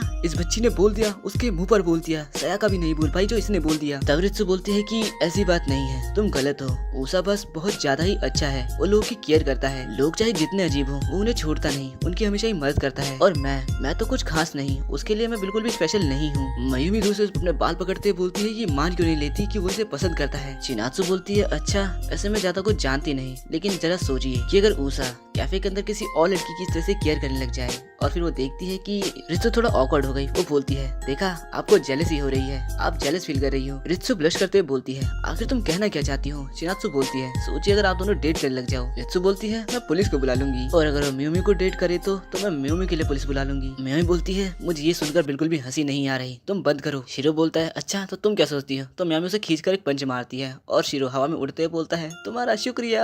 यहाँ चिनात्सु रित्सु को परेशान कर देती है, बोलती है कि बताओ ना, प्लीज बताओ ना आप क्या बोल रही चाहती हो। अब उषा शाम को घर आता है, चिनात्सु को देखकर बोलता है, काफी समय बाद देखा तुम्हें। चिनात्सु बोलती है, हाँ मैंने भी काफी समय बाद देखा। मियोमी पूछती है, क्या आज हयाशी आई थी। वो बोलता है, हाँ वो आई थी और आज तो कुछ ज्यादा ही मजा आ गया। वो रित्सु से बोलता है, सेंपाई कुछ हुआ है क्या, आप ऐसे क्यों बैठे हो। और वो पीछे मुड़कर गुस्से में बोलती है, नहीं मुझे कुछ नहीं हुआ। उषा डर जाता है, सोचता है आखिर क्या हो गया। रित्सु अपने कमरे में चली जाती है और उषा सोचता है आखिर मैंने करा क्या। उषा बार पूछता है, आखिर हुआ क्या, मुझे कुछ बताओ, आखिर ऐसा क्या हो गया। मियोमी बोलती है, अगर तुम 1-2 घंटे पहले आए होते तो तुम्हारे मजे हो जाते उषा। अब थोड़ी देर बाद यहाँ पर ग्रैंड माँ जाती है और वो कुछ स्पेशल ब्रेड लाई होती है, जिसे देखकर चांसू बोलती है, ये काफी मजेदार है। ग्रैंड बोलती है, क्या तुम इसे बनाना चाहोगी, मेरे पास इसके लिए आटा रखा है। और वो बोलती है, हाँ मैं जरूर बनाना चाहूंगी। अब एक दिन बीत जाता है और अगली सुबह रित्सु और मियोमी देखते हैं कि उनकी मड बॉल टूट चुकी है और उसे अब भी बोलता है, मुझे कुछ समझ नहीं आ रहा आखिर हुआ क्या है। अगले दिन सभी लोग पेट्स के बारे में बात कर रहे होते हैं कि उन्हें कौन कौन सा पेट्स पसंद है। सब बोलते हैं कि मुझे कैट, डॉग या किसी को रैबिट पसंद होता है। उषा रित्सु से पूछता है कि आपको क्या पसंद है, जिस पर रित्सु बोलती है कि मुझे सभी पसंद है। तब ग्रैंडा बताती है कि इसे डॉग पसंद है। उषा ही बोलने वाला होता है कि मुझे डॉग पसंद है, पर सयाका बीच में आ जाती है और बोलती है, इसे भी डॉग पसंद है। और इससे रित्सु दोबारा इरिटेट हो जाती है और बोलती है कि मुझे कुछ नहीं पसंद, तुम मेरा पीछा छोड़ो, और यहाँ से चली जाती है। अब सारे लोग उषा के मजे लेने जाते हैं और उषा सोचता है कि काश इन लोगों की कोई कमजोरी होती, काश सयाका की कोई कमजोरी होती जो मुझे पता होती। तभी डोरबेल बजती है और सयाका गायब हो जाती है। सब हैरान हो जाते हैं और दरवाजे पर सयाका की दोस्त सुमिको आई होती है। वो बोलती है कि आखिर तुम यहाँ क्या कर रही हो। सयाका की दोस्त बताती है कि यहाँ मेरे स्कूल का रीयूनियन होने वाला है, तो मैं बस देखने आई हूँ कि तुम कहाँ रहती हो और कैसे रहती हो। सयाका बोलती है, तुमने देख लिया ना, तो अब जाओ। लेकिन वो बोलती है कि क्या मैं यहाँ पर एक रात रह सकती हूँ। वो बोलती है, बिल्कुल नहीं। और यहाँ पीछे उषा और मियोमी उस पर हंस रहे होते हैं। सयाका पूछती है कि तुम्हें मेरा एड्रेस मिला कैसे। वो बताती है कि तुम्हारी मॉम से मैंने पूछा। यहाँ सुमिको आ जाती है और उसे रहने देती है एक नाइट, और वो बताती है कि ये सयाका की दोस्त है, जिससे उषा और मियोमी हैरान होते हैं कि ये उसकी दोस्त है। गर्ल्स एरिया में चलते हुए बैटवुड को देखकर सयाका की दोस्त बोलती है कि मुझे याद आया, सयाका इन सबको मिडिल स्कूल में यूज किया करती थी। ये सुन उषा और मियोमी की फट जाती है। सयाका की दोस्त बताती है कि नहीं, वो किसी को मारती नहीं थी, वो दीवार तोड़ती रहती थी और उसके सपने के बारे में कुछ बताने वाली होती है कि सयाका उसका मुंह बंद कर देती है। यहाँ बार बार सयाका की दोस्त सयाका के बारे में कुछ न कुछ बोलने वाली रहती है, कुछ न कुछ पुरानी बातें बोलने वाली रहती है, लेकिन सयाका हमेशा उसका मुंह बंद करा देती है। लेकिन यहाँ उषा बोलता है, मिल गई एक ऐसी पर्सन जो कि सयाका की कमजोरी है। और अब वो दोनों मिलकर सयाका की दोस्त को अपने साथ ले जाते हैं। बोलते हैं कि चलो बैठकर बातें करते हैं और तुम हमें कहानी बताना सयाका के बारे में। सयाका रोकने की कोशिश करती है, लेकिन कोई फायदा नहीं, और अब सब बैठकर सयाका के ऊपर हंस रहे होते हैं। सुमी को उसकी कहानी सुना रही होती है, उसके बचपन की। वो बताते हैं कि सयाका ने मुझे घर बचाया था, पता है बचपन में। लेकिन तब मियोमी बोलती है, हमें ये कहानी नहीं सुननी, हमें कोई ऐसी कहानी बताओ जिसके अंदर सयाका की बेइज्जती हो। परसों उसकी दोस्त बोलती है, पहले तुम कहानी तो सुनो। वो बताती है कि वो दीवार तोड़कर आई थी। तब सयाका बोलती है कि प्लीज मेरा चेहरा मत देखो। सब उस पर हंस रहे होते हैं। तभी शिरो पूछता है कि तुम सैक के अंदर कैसे बंद हो गई थी। सयाका बताती है कि मेरे पेरेंट्स काफी ज्यादा स्ट्रिक्ट थे और इसलिए मैं वहाँ बंद थी। सब बोलते हैं पक्का इसने कुछ गलती करी होगी। सुमिको बोलती है, ऐसा भी नहीं है, असल में ये वहाँ पर चिकन के अंडों को चुराकर उन्हें एक फेयर प्राइस पर बेचने वाली थी। और सब उस पर हंसने लग जाते हैं कि क्या ये ऐसी भी हरकत किया करती थी और आखिर इसने ऐसा चेहरा कब बनाया। सुमिको बताती है कि जब ये 3rd ईयर में थी तब इसने अपना फेस चेंज कर लिया। पहले ये ऐसी दिखती थी और फिर जब ये ऐसी दिखने लगी तो अचानक से सेलिब्रिटी की तरह फेमस हो गई। शिव बोलता है, तो अच्छा, तो ये पहले बहुत ज्यादा ही गंदी दिखा करती। और ये सुनकर सयाका उसको कुत्तों की तरह कूट देती है। सुमिको बोलती है कि मैं काफी खुशकिस्मत हूँ कि मैं तुम्हारी दोस्त हूँ। और सयाका बोलती है, मैं काफी बदनसीब हूँ। सुमिको बोलती है, काश हम दोनों सेम स्कूल में होते, पर तुम तो अलग स्कूल में चली गई और फिर तुम बॉयफ्रेंड के चक्कर में पड़ गई और हमारी यूनिवर्सिटी भी अलग हो गई। और वो पीते पीते ही नीचे गिर जाती है। अगले दिन सुमिको उठती है और सयाका उससे बोलती है, तुम उठ जाओ, मैं तुम्हारा मेकअप करने वाली हूँ। मुझे पता है कि तुम्हें रीयूनियन में नहीं जाना, पर तुम जाओगी, जाओ अपना मुंह देकर आओ, मैं तुम्हारा मेकअप करूंगी और तुम खुश हो जाओगी। इसके बाद हमें दिखाया जाता है कि सुमिको जा रही होती है और सयाका ने उसका बहुत अच्छा मेकअप किया होता है, जिसके कारण कोई उसे पहचान ही नहीं पा रहा होता कि आखिर ये कौन है। जाते हुए सुमिको बोलती है कि क्या मैं वापस आ सकती हूँ। सयाका बोलती है, बिल्कुल नहीं। तो सुमिको बोलती है कि मैं घर जाकर तुम्हें कॉल जरूर करूंगी। अब उषा उसका सामान उठाकर ले जा रहा होता है, उसका शुक्रिया बोलती है और उसे बता देती है कि सयाका की वीकनेस क्या है। अगले दिन सयाका सो रही होती है। ग्रैंडा उसके रूम में आती है और बताती है कि मैंने कहा था ना कि जो पेट आने वाला है वो गलती से तुम्हारे रूम में आ चुका है। पेट को देखते ही सयाका काफी तेज चिल्लाती है और डरकर यहाँ से भाग जाती है। और ग्रैंडा बोलती है, मुझे विश्वास नहीं होता, उषा ने जो कहा वो बिल्कुल सही है। सायाका को रैबिट से डर लगता है। सायाका उषा के ऊपर ही गिरी होती है और उसको धमकी देती है कि अगर इसके बारे में बेटा तूने किसी को बताया तो तू तो गया। अब हम अगले सीन में देखते हैं जहाँ पर रित्सु बुक पढ़ रही होती है। उषा उन्हें आवाज दे रहा होता है पर वो सुनती ही नहीं है। वो बोलता है कि क्या बुक इतनी ज्यादा ही अच्छी है। घर जाते हुए बताते हैं कि हाँ वो बुक कुछ ज्यादा ही अच्छी है। उषा बोलता है यानी कि वो मेरे लिए कुछ ज्यादा ही बात हो जाएगी, मैं उसे पढ़ भी नहीं पाऊंगा। रित्सु पूछती है कि क्या तुम्हारी आज लाइब्रेरी टूटी थी। वो बोलता है हाँ, तभी तो मैं रुका। और देखो जब हम पहली बार मिले थे मैंने कभी सोचा नहीं था कि हम साथ में घर जाएंगे। रित्सु यहाँ भी बुक पढ़ते हुए जा रही होती है। रेड लाइट हो जाती है पर वो जा रही होती है। उषा उसे रोक लेता है, बोलता है कि रेड लाइट है, फिर धक्का देकर बोलता है कि ग्रीन लाइट है। वो बोलता है चलो इसी बहाने में उन्हें छू तो पा रहा हूँ। घर आते हुए बोलता है कि चलो हम डिनर से पहले आ गए, लेकिन यहाँ मैमी बोलती है वो रो क्यों रही है, क्या तुमने कुछ किया है उषा। उषा बोलता है नहीं सेंपाई, क्या आप इसलिए रो रही हो क्योंकि मैंने आपको छुआ। वो बोलती है नहीं, ये बुक कुछ ज्यादा ही अच्छी है, इसका एक इमोशनल सीन मुझे टच कराया, पर इतनी देर में मैमी उसे कूट चुकी होती है और बोलती है अच्छा तो ये इसीलिए दुखी थी। तभी ग्रैंडा पूछती है कि आखिर ये किस टाइप की बुक है, जिस पर वो बताती है कि ये हिस्टोरिकल नोवेल है। अगले दिन भी लाइब्रेरी में रित्सु बुक पढ़ रही होती है और उषा उसे देखते हुए सोचता है कि काश मैं भी एक अच्छा रीडर होता तो हम दोनों अच्छे से बात कर पाते। तभी रित्सु के पास एक लड़की आती है और वो बोलती है कि आखिर तुम यहाँ क्या कर रही हो, क्या तुम्हें बुक पढ़ना कुछ ज्यादा ही पसंद है। पर वो उस पर ध्यान नहीं दे रही होती। पीछे से उषा मने बोलता है कि प्लीज बुरा मत मानना, वो बस बुक पढ़ते हुए अगल बगल की चीजों पर ध्यान नहीं देती। इसलिए उषा चिल्लाते हुए बोलता है मैं आ रहा हूँ तगामी, जिससे सब लोग डर जाते हैं और रित्सु का ध्यान उस लड़की पर चला जाता है। रित्सु बोलती है मेरा मारा तुम यहाँ पर क्या कर रही हो। वो बोलती है कि मुझे भी तुम्हारी तरह बुक पढ़ना पसंद है, क्या तुम मुझे कुछ रिकमेंड कर सकती हो। रित्सु बोलती है अच्छा तुम्हें बुक पढ़ना पसंद है। वो थोड़ी खुश हो जाती है। वो बोलती है तो ये बुक मैं वर्ल्ड वॉर 1 के ऊपर पढ़ रही हूँ। दोनों काफी अच्छे से कॉन्वर्सेशन कर रहे होते हैं और उषा ये देख रहा होता है और इसके बाद से हर दिन वो रित्सु के पास आती और बताती कि बुक कुछ ज्यादा ही अच्छी थी, मैंने पूरी पढ़ ली, और उसे नई बुक रिकमेंड भी कर देती और ऐसे ही वो लोग हमेशा बातें करते रहते। उषा देखता है और थोड़ा जेलस फील तो करता है, लेकिन फिर वो देखता है कि रित्सु खुश है और वो बोलता है तो वो एंजॉय कर रही है, चलो मैं इससे ही खुश हूँ। तभी वो लड़की जा रही होती है और रित्सु से पूछती है कि क्या तुम्हें कुछ काम है, अगर नहीं है तो मेरे साथ चल सकती हो। रित्सु उसके लिए मान जाती है और उषा बोलता है कि मेरा ये टाइम भी चला गया। अब रित्सु उस लड़की से बातें करते हुए जा रही होती है। वो लड़की उससे पूछती है कि तुम्हारी मम कहाँ रहती है। वो बताती है कि ओवरसी और मेरे पेरेंट्स का डिवोर्स हो चुका है। वो उससे थोड़े बहुत सवाल करती है, जिसके बाद जवाब देने के बाद रित्सु मन में सोचती है उषा तो ऐसे कोई भी सवाल नहीं पूछता। वो लड़की पूछती है कि तुम जहाँ रहती हो वहाँ लड़के भी रहते हैं। वो बोलती है हाँ वहाँ लड़के रहते हैं। तो वो लड़की बोलती है तो क्या तुम्हें कोई पसंद है। रित्सु हड़बड़ा जाती है और बोलती है कि नहीं मुझे कोई नहीं पसंद और कभी ऐसा हो भी नहीं सकता। पीछे से उषा ये सब कुछ सुन रहा होता है और बोलता है कि ऐसी बात नहीं है कि मैं उसे फॉलो कर रहा हूँ, हम दोनों का रास्ता सेम ही है घर का, क्योंकि हम साथ ही तो रहते हैं। यहाँ वो लड़की बोलती है कि क्या मैं तुम्हारे घर आ सकती हूँ, लेकिन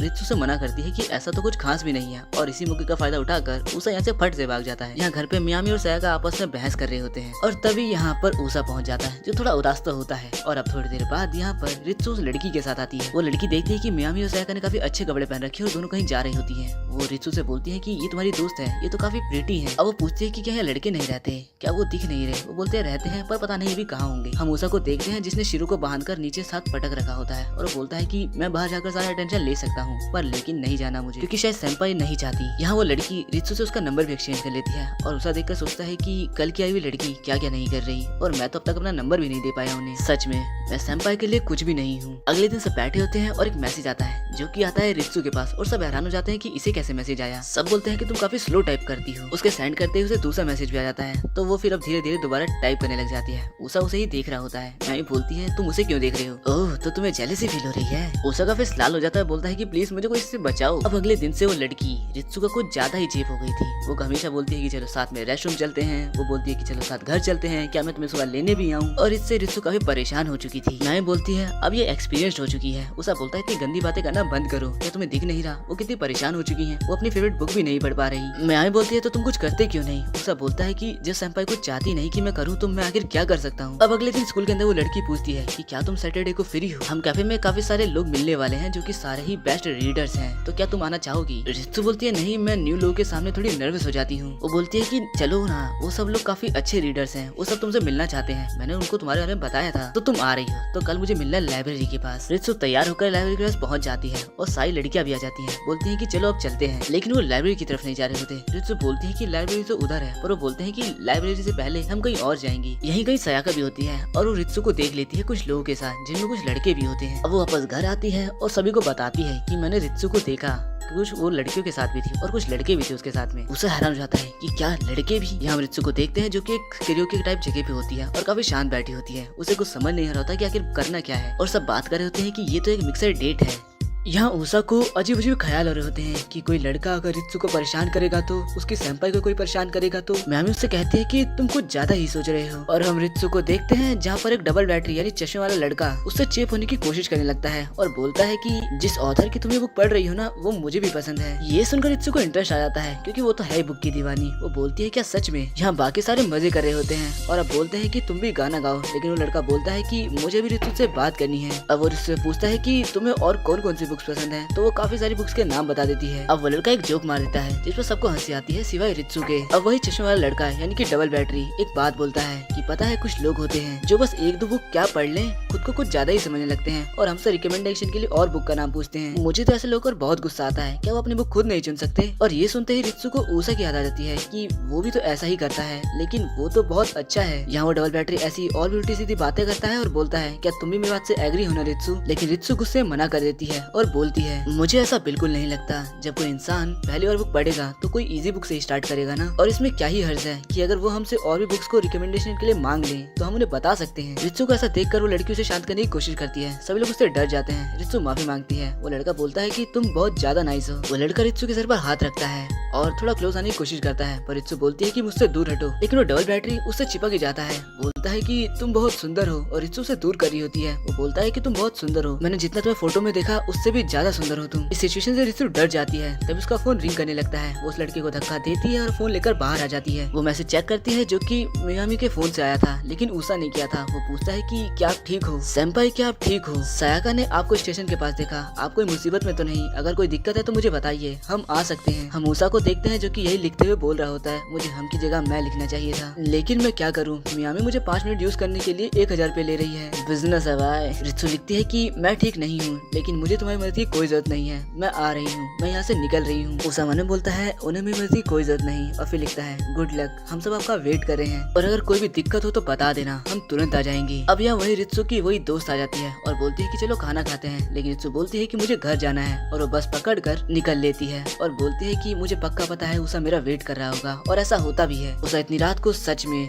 बस स्टेशन पे उसका वेट कर रहा होता है। अब वो बोलता है कि मुझे ग्रैंड ने भेजा है, लेकिन हम जानते हैं कि वो प्यार करता है तो वो खुद ही आया है। रित्सु बताती है कि आज का दिन काफी ज्यादा एक्सॉस्ट था। उसा देखता है कि रित्सु का बैग थोड़ा भारी है। वो बताती है कि मैं अपनी सारी फेवरेट बुक ले गई थी, और अब मुझे काफी गुस्सा आ रहा है। उन लोगों ने मुझसे काफी सारे सवाल पूछे, मेरा फोन नंबर भी मांगा। उसा बोलता है तो उन्हें भी उस तरह से डांट देना था ना जिस तरह से आपने मुझे डांटा था उस दिन। वो बोलती है कि हाँ उस दिन तुम्हारी गलती थी। उसा बोलता है हाँ, और आपने मुझे लेसन सिखाया भी, तो उन्हें भी सिखाना था ना। रित्सु बोलती है इससे कोई प्रॉब्लम तो नहीं होती? वो कहता है नहीं होती, तुम्हें बोल देना था। अगले दिन रित्सु उस लड़की से बोलती है कि तुम्हें मुझे पहले बताना चाहिए था कि कुछ लड़के आ रहे हैं, मैं आती ही नहीं। वो लड़की विक्टिम कार्ड खेलते हुए बोलती है कि अगर मैं बता देती तो तुम आती ही नहीं, इसमें मेरी गलती नहीं है। वो यहाँ पर खुद को इनोसेंट दिखाने की कोशिश कर रही थी, तो रित्सु से कुछ बोल ही नहीं पाती। वो लड़की रित्सु से दोबारा बोलती है कि चलो बाहर चलते हैं, और वो जो लड़का था वो तुम्हें काफी पसंद करता है, उसने जिस दिन से तुम्हारी फोटो देखी है वो तुम्हें काफी लाइक करने लगा है। रित्सु बोलती है फोटो? तो वो लड़की बताती है कि याद है हमने एक दिन फोटो ली थी, तो वो मैंने अपने सारे दोस्तों को सेंड कर दी, और वो लड़का भी मेरा दोस्त है, उसने तुम्हें देखा और वो तुम्हें काफी पसंद करने लगा है। और इससे रित्सु को आ जाता है गुस्सा, और वो बोलती है कि तुमने ऐसा करा भी कैसे? मुझे इन सब में कोई इंटरेस्ट नहीं है, और ये दोबारा मत करना, मुझे लड़कों के साथ घूमने में कोई मजा नहीं आता। वो लड़की बोलती है लेकिन मजा आता है, और मैं तो बस तुम्हारी मदद ही करना चाहती थी। रित्सु बोलती है नहीं,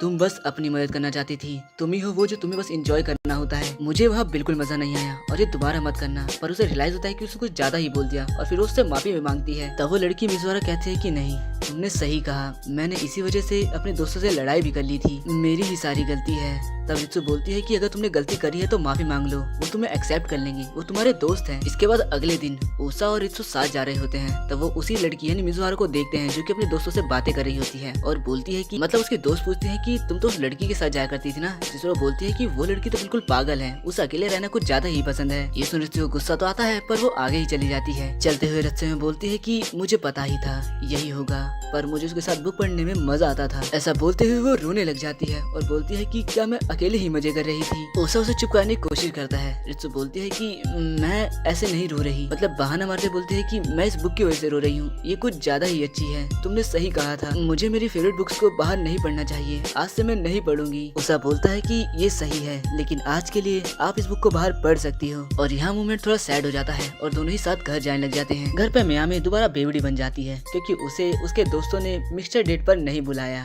और फिर वो देखती है कि उषा और रित्सु का मूड बहुत डाउन है। रित्सु बोलती है कि आज तो मुझे ये लोग कुछ ज्यादा ही गधे लग रहे हैं। मियामी बोलती है क्या मतलब है तुम्हारा गधे से, तुम तो मिक्सचर डेट में चली गई और तुमने मजे भी करे। रित्सु गुस्से बोलती है कि मैंने कोई मजे नहीं करे, मेरा हो गया है, और वो जाने लग जाती है। उषा ही बोलता है सच में यहाँ पर गधे ही रहते हैं। इसके बाद रात को उषा उन सभी कैरेक्टर्स के नाम लिख रहा होता है जो भी बुक्स में लिखे होते हैं, क्योंकि उसे याद नहीं रहते तो उन्हें किसी पॉइंट की तरह नोट कर लेता है। उषा यहाँ पर किसी मेड वुड का नाम लिख रहा होता है, तब यह शिरो आता है और वो बोलता है कि आखिर क्या तुम्हें मेड पसंद है? क्या तुम किसी सीन की बात कर रहे हो? कहीं ये वो वाला सीन तो नहीं? ओह मास्टर प्लीज नहीं, या फिर दूसरा सीन जो बेड पर होता है? बताओ बताओ कौन से सीन की बात कर रहे हो? उषा गुस्सा करता है और बोलता है कि ये कोई ठरकी मांगा नहीं है, ये वो है जो मुझे सेंपाई ने दी है पढ़ने के लिए। मैं ये बाहर नहीं पढ़ना चाहता क्योंकि उनका मूड अभी खराब है, तो मैं उन्हें ऐसा नहीं दिखाना चाहता कि मैं ये उनकी वजह से पढ़ रहा हूँ, जबकि मैं तो रियली में इसको एंजॉय करने लगा हूँ। मुझे उनके और भी क्लोज जाना है। अगले दिन ग्रैंड माँ होममेड वाइन लाती है। सब वाइन पीते हैं लेकिन उषा और रित्सु जूस पीते हैं क्योंकि अभी भी दोनों नाबालिग हैं। पीते ही मियामी अपने ड्रामे चालू कर देती है और पर तभी कोई बोलता है कि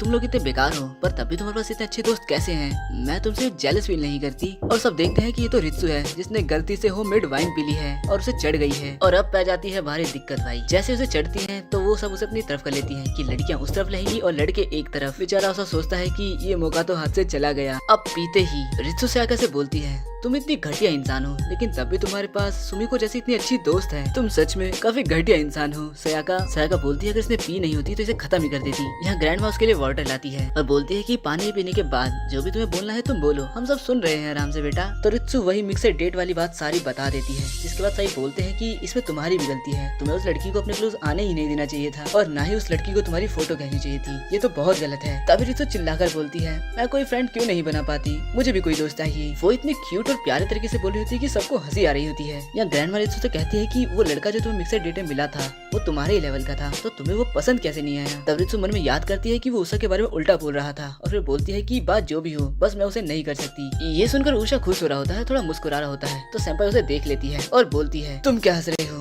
तुम्हें भी लोगों के साथ कुछ ज्यादा ही अच्छा नहीं बनना चाहिए, तुम सबकी मदद करते हो। उस दिन वो सब तुम्हारी इतनी बेइज्जती कर रहे थे, फिर भी तुम गधे की तरह वहीं बैठे हुए थे। और वो लड़की तुम्हारी मिडिल क्लास स्कूल वाली, क्या तुम हयासी की बात कर रही हो? हाँ वो लड़की, तुमने उसे इतनी आसानी से माफ कैसे कर दिया और तुम उसके साथ इतने अच्छे से बात कैसे कर सकते हो? तुम्हें तो उस पर गुस्सा आना चाहिए। फिर वो उसे शर्मा के देखने लग जाती है। उषा बोलता है कि इस पॉइंट पे, और तभी रित्सु बोलती है नहीं मुझे तुम पर गुस्सा आ रहा है, तुम मेरी बात सुन भी रहे हो? मैं तुमसे जो कहना चाहती हूँ ना वो ये है कि मुझे भूख लग रही है। फिर वो डमकते हुए खड़ी होती है और बोलती है कि मुझे डेजर्ट खाना है, मैं बाहर जा रही हूँ। सभी उसे मना करने लग जाते हैं कि तुमने पी ली है, तुम्हें बाहर नहीं जाना चाहिए। और इससे वो काफी क्यूट तरीके से रोने का मुंह बना लेती है और बच्चों की तरह हरकतें करने लग जाती है, जिसमें वो सच में काफी क्यूट लग रही होती है। वो सभी उसे क्यूट समझता है और बोलता है कि चलो मैं जा रहा हूँ, मेरे रूम में कुछ स्नैक्स रखे होंगे वो लेकर आता हूँ। लेकिन रित्सु उसको पीछे से पकड़ लेती है और बोलती है कि तुम मत जाओ, मुझे भी तुम्हारे साथ जाना है, पक्का वहाँ पे बहुत अच्छा क्रीम पफ मिलता होगा। और ये मूवमेंट देखकर सभी लोग हंस रहे होते हैं। उषा उसे मना कर रहा होता है, लेकिन सेंपाई बोलती है कि मैं तो जाऊंगी। अब उषा सोचता है कि इन्हें पहले से ही पी रखी है और ये मेरे रूम में जाना चाहती है, क्या मैं सच में बहुत लगी हूँ? पर तभी यहाँ पर सयाका और मियामी आ जाती है। उषा बोलता है मुझे पता ही था, मेरी खुशी इतने टाइम तक नहीं रहती। अब सभी लोग बॉयज रूम में जाने के लिए तैयार हो जाते हैं और बोलते हैं कि ये फर्स्ट टाइम है, तो यहाँ पर जो भी गंदी चीज मिलेगी उसके पॉइंट मिलेंगे। वो एक तरह से गेम खेलने लग जाते हैं, पर उषा सबसे चिल्लाकर कहता है कि शांति से स्नैक्स ढूंढो। अब सीधा अगले दिन हो जाता है, जहाँ पर रित्सु की आँख खुलती है और वो खुद को बॉयज रूम में पाती है और बगल में ही मियामी भी लेटी थी। उसे सब कुछ याद आ जाता है और ये भी कि उषा और शिरो यहाँ पर नहीं है। और तब वो उषा की बुक देखती है और सोचती है कि आखिर ये क्या है। वो असल में उषा की वही नोट डायरी होती है और वो देखकर रित्सु सच में काफी खुश हो जाती है। उषा गेट के बाहर ही होता है और सोचता है कि वो लोग उड़ गए हैं, अगर वो उड़ गए हैं तो प्लीज वो मेरा बॉक्स चेक ना करें वरना मैं मुसीबत पड़ जाऊंगा। अब उषा दरवाजा खोल देता है और सेंपाई बाहर भाग जाती है। अब मियामी उस बुक को पढ़ने वाली होती है कि उषा उसे छीन लेता है और सेंपाई के पीछे जाता है, बोलता है कि रुको ये कुछ वो नहीं है जो आप सोच रही है। पर वो देखता है कि उसकी सेंपाई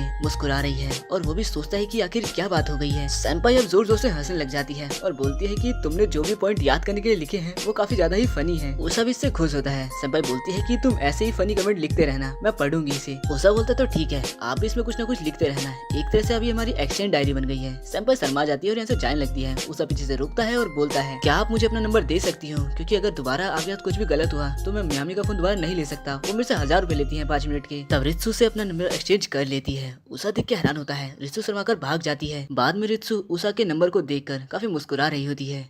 अब इनके स्कूल में होता है कल्चरल फेस्टिवल और रित्सु की क्लास मिड कैफे खोलने के बारे में सोचती है। यहाँ ये आइडिया उस लड़की मिजुहारा ने दिया होता है क्योंकि उसने भी ये एक बुक में पढ़ा होता है। बुक का नाम आते ही रित्सु सब कुछ सुनने लग जाती है। सब सोचते हैं कि बटलर कपड़े कौन पहनेगा और तभी यहाँ पर नाम आ जाता है रित्सु का कि वही पहनेगी बटलर वाले कपड़े। और वो घर पर आती है जहाँ पर सभी पूछते हैं तो क्या तुम बटलर वाले कपड़े पहनने वाली हो, लेकिन सेंपाई बताती है कि मैंने रिफ्यूज कर दिया क्योंकि मुझे बिल्कुल पसंद नहीं है। सभी लोग कहते हैं कि बटलर कपड़े पहन के तुम काफी जमोगी और बोलोगी माय लेडी वेलकम। सेंपाई बताती है कि ये आइडिया उस लड़की मिजुहारा ने दिया है। मुझे लगता है कि वो बस मेरे से बात करना चाहती है, पर मुझे लगता है कि वो बस एक्टिंग कर रही है। जिस पर उषा बोलता है कि क्या पता वो सच में आपसे बात करना चाहती हो, ना कि एक्टिंग कर रही हो। वो काफी पॉजिटिव पॉइंट बोलता है, पर तभी यहाँ पर मियामी और सायाका कर बोलते हैं कि हर किसी के नेगेटिव पॉइंट भी होते हैं। वो बोलते हैं कि आखिर तुम ऐसा क्यों बोल सकते हो, जिस पर उषा कहता है क्योंकि मुझे भी बुक पढ़ना पसंद है और मुझे मजा आता है आपसे बुक पढ़ते हुए बात करना। तभी ग्रैंडमा कहती है कि चलो सारे कल्चरल फेस्टिवल साथ में चलेंगे और सब इसके लिए काफी एक्साइटेड हो जाते हैं। अगले दिन स्कूल में सभी लोग उषा का ही वेट कर रहे होते हैं क्योंकि सबको पता चल चुका है कि वो एक कैफे में काम करता था, क्योंकि ये सब कुछ तगामी ने बताया है। उषा को तगामी पर गुस्सा आता है, पर लड़कियां कहती हैं कि क्या तुम वहाँ से ड्रेस बोरो कर सकते हो, इससे हमें हमारे कैफे को काफी मदद मिल जाएगी। और अब सबका प्लान बन जाता है कि स्कूल के बाद वो सभी उस कैफे में जाकर ड्रेस मांगेंगी और जबरदस्ती उषा को भी ये मानना पड़ता है। पर वो मन में सोचता है कि मैंने सेंपाई से वादा किया था। तभी वो लड़कियां बोलती है कि उसे एक बात बताओ, जो तुम उस सेकंड ईयर वाली लड़की यानी हमारी सेंपाई के साथ घर जाते हो, क्या तुम उन्हें डेट करे हो। उषा खुश होने लग जाता है। यही सुनकर वो काफी खुश हो रहा होता है, स्माइल कर रहा होता है। पर लड़कियां कहती है कि अच्छा तो तुम लोग कपल नहीं हो तो हमारे साथ चल ही सकते हो। यहाँ रित्सु को मिजुहारा दोबारा मिलती है और माफी मांगती है कि मैंने बिना बोले ही वो डिसाइड कर लिया था, पर मुझे लगा कि ये तुम पर अच्छा लगेगा और मुझे अब भी यही लगता है। अगर तुम्हें टाइम मिले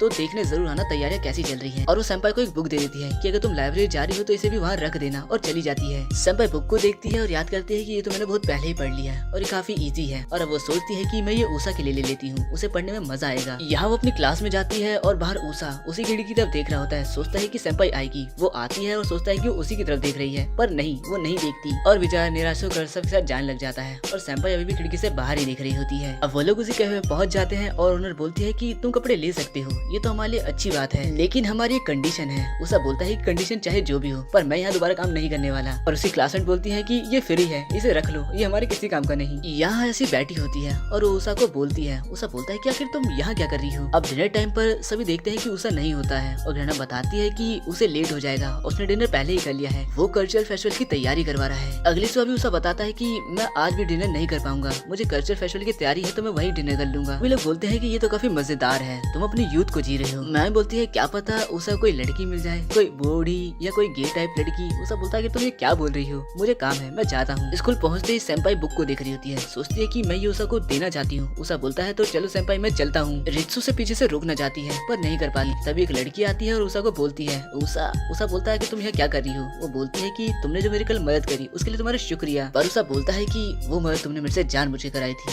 यहाँ वो लड़की उसे वीडियो गेम गिफ्ट कर देती है, बोलती है कि मेरी मदद के लिए मैं तुम्हें ये गिफ्ट करती हूँ और इसके अंदर न्यू गेम डीमन हंटर 3 भी है तो तुम्हें मजा आएगा। उषा काफी खुश हो जाता है और रित्सु यही दूर से देख रही होती है। और अब रात में सब बात कर रहे होते हैं कि उषा सच में काफी लेट आने लगा है, जिसपे शीरो कहता है कि हाँ इस हफ्ते तो ऐसा रहेगा ही। यहाँ मियामी रित्सु से कहती है कि तुम दोनों ने काफी दिनों से बात नहीं करी है, क्या तुम्हें अकेला लग रहा है रित्सु। सेंपाई बोलती है कि नहीं ऐसा बिल्कुल भी नहीं है। मैं बोलती है वैसे भी तुम हमेशा उससे बुक के बारे में बात करती हो। रित्सु बोलती है तुम्हारा क्या मतलब है। मैं बोलती है कि तुम उससे मांगा वीडियो गेम इसके बारे में बात कर सकती हो। ये सुनकर और सोचकर वो थोड़ा उदास होने लग जाती है और मियामी सोचती है कि आखिर मैंने ये क्या कर दिया। यहाँ ग्रैंडमा एक बात बोलती है कि लोगों को अलग अलग चीजें पसंद होती हैं और जब वो एक चीज से उब जाते हैं तो वो दूसरी चीज के पास चले जाते हैं। यहाँ शीरो कहता है कि हाँ तुम सही कह रही हो और मुझे भी गेम बहुत पसंद है, खासकर वो डीमन हंटर। गेम्स बुक से तो काफी अच्छी होती है। और मियामी कहती है कि तुम लोग ये सब कर क्या रहे हो, तुम इसे उदास कर रहे हो। स्कूल में उसे सेंपाई के बारे में सोचे जा रहा होता है और ये सोचता है कि मैंने काफी टाइम से उनसे बात नहीं करी है।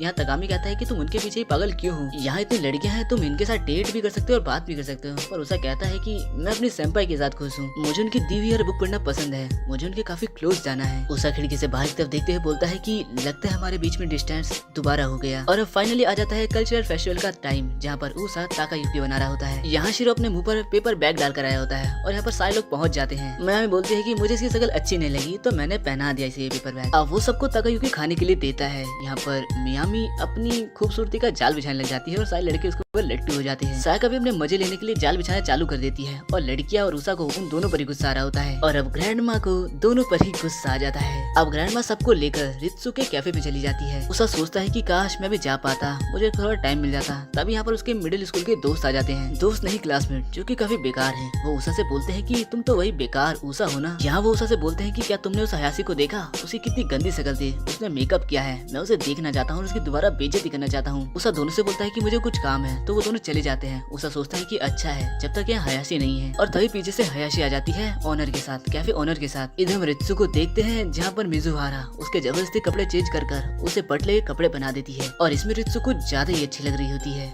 सभी लोग सेंपाई को देखते ही रह जाते हैं क्योंकि वो कुछ ज्यादा ही अच्छी लग रही होती है। सब उसे कैफे का बोर्ड पकड़ा देते हैं और खड़ा कर देते हैं। सबके मुंह से अपनी तारीफ सुनकर रित्सु को काफी ज्यादा अच्छा लग रहा होता है। यहाँ शिरो बीच में खड़ा होता है और रित्सु गुस्सा आता है और खींच के उसे बोर्ड ही पील देती है और उसे पकड़ती है और लेकर भाग जाती है और बोलती है कि मैं अभी आ रही हूँ। अब वो ग्रैंड माँ से मिलती है। ग्रैंड माँ बताती है कि हम सायाका और मियामी से बिछड़ चुके हैं, तो चलो वापस से उषा के पास चलते हैं। यहाँ उषा हयासी से बात कर रहा होता है, उसे समझाता है कि कुछ लोग तुम्हें ढूंढ रहे हैं तुम्हारी बेइज्जती करने के लिए। रित्सु ये खिड़की से देख लेती है। हयासी बोलती है कि चलो कहीं और चलते हैं। ये देखकर रित्सु को बुरा लगता है और वो कहते हैं कि मैं वापस जा रही हूँ। सब बोलते हैं कि चलो उषा के पास चलते हैं, लेकिन वो बोलती है कि मुझे नहीं जाना। उषा हयासी से बोलता है साथ में, इससे तुम्हारा क्या मतलब है? नहीं, मुझे तुम्हारे साथ नहीं जाना, मुझे बस सेंपाई को देखना है। हयासी बोलती है कि मुझे भी लेकर चलो। उषा बोलता है नहीं। तभी यहाँ पर ऑनर आ जाती है और उषा यहाँ से भाग जाता है। यहाँ पर शिरो भी आ जाता है और हयासी को चिढ़ाता है। हयासी उससे भागने लग जाती है और उसके पीछे ही उसके वही मिडिल स्कूल वाले पुराने क्लासमेट हो जाते हैं जो कि उसे चिढ़ाना चाहते हैं और उन्होंने उसे देख लिया है। सेंपाई एक बिल्डिंग के कोने में खड़ी होती है और सोचती है कि ये कपड़े सभी को कुछ ज्यादा ही नोटिस कर रहे होते हैं। दूसरी तरफ पास में ही वो दोनों लड़के हयाशी को परेशान कर रहे होते हैं। वो लोग बोलते हैं कि तुम उषा को परेशान करना बंद कर दो, माना कि वो अच्छा है लेकिन वो लूजर भी है और काफी कमजोर है। लेकिन हयाशी बोलती है कि नहीं, वो काइंड है, बल्कि तुम लोग बेकार हो। उन दोनों को हयाशी पे गुस्सा आता है, वो उसको पकड़ लेते हैं, उसके बाल खींचने लग जाते हैं। तभी ऊपर से सेंपाई आती है और खींचकर एक लड़के के बोर्ड मार देती है। वो दोनों उसका पीछा करने लग जाते हैं और सेंपाई भागते हुए कहीं जाकर छुप जाती है। वो लोग उसे ढूंढ रहे होते हैं। सेंपाई डर के मारे कमरे में होती है और अपनी मदद के लिए किसी को मैसेज कर देती है। फिर हम किसी को देखते हैं जो कि सबको हटाते हुए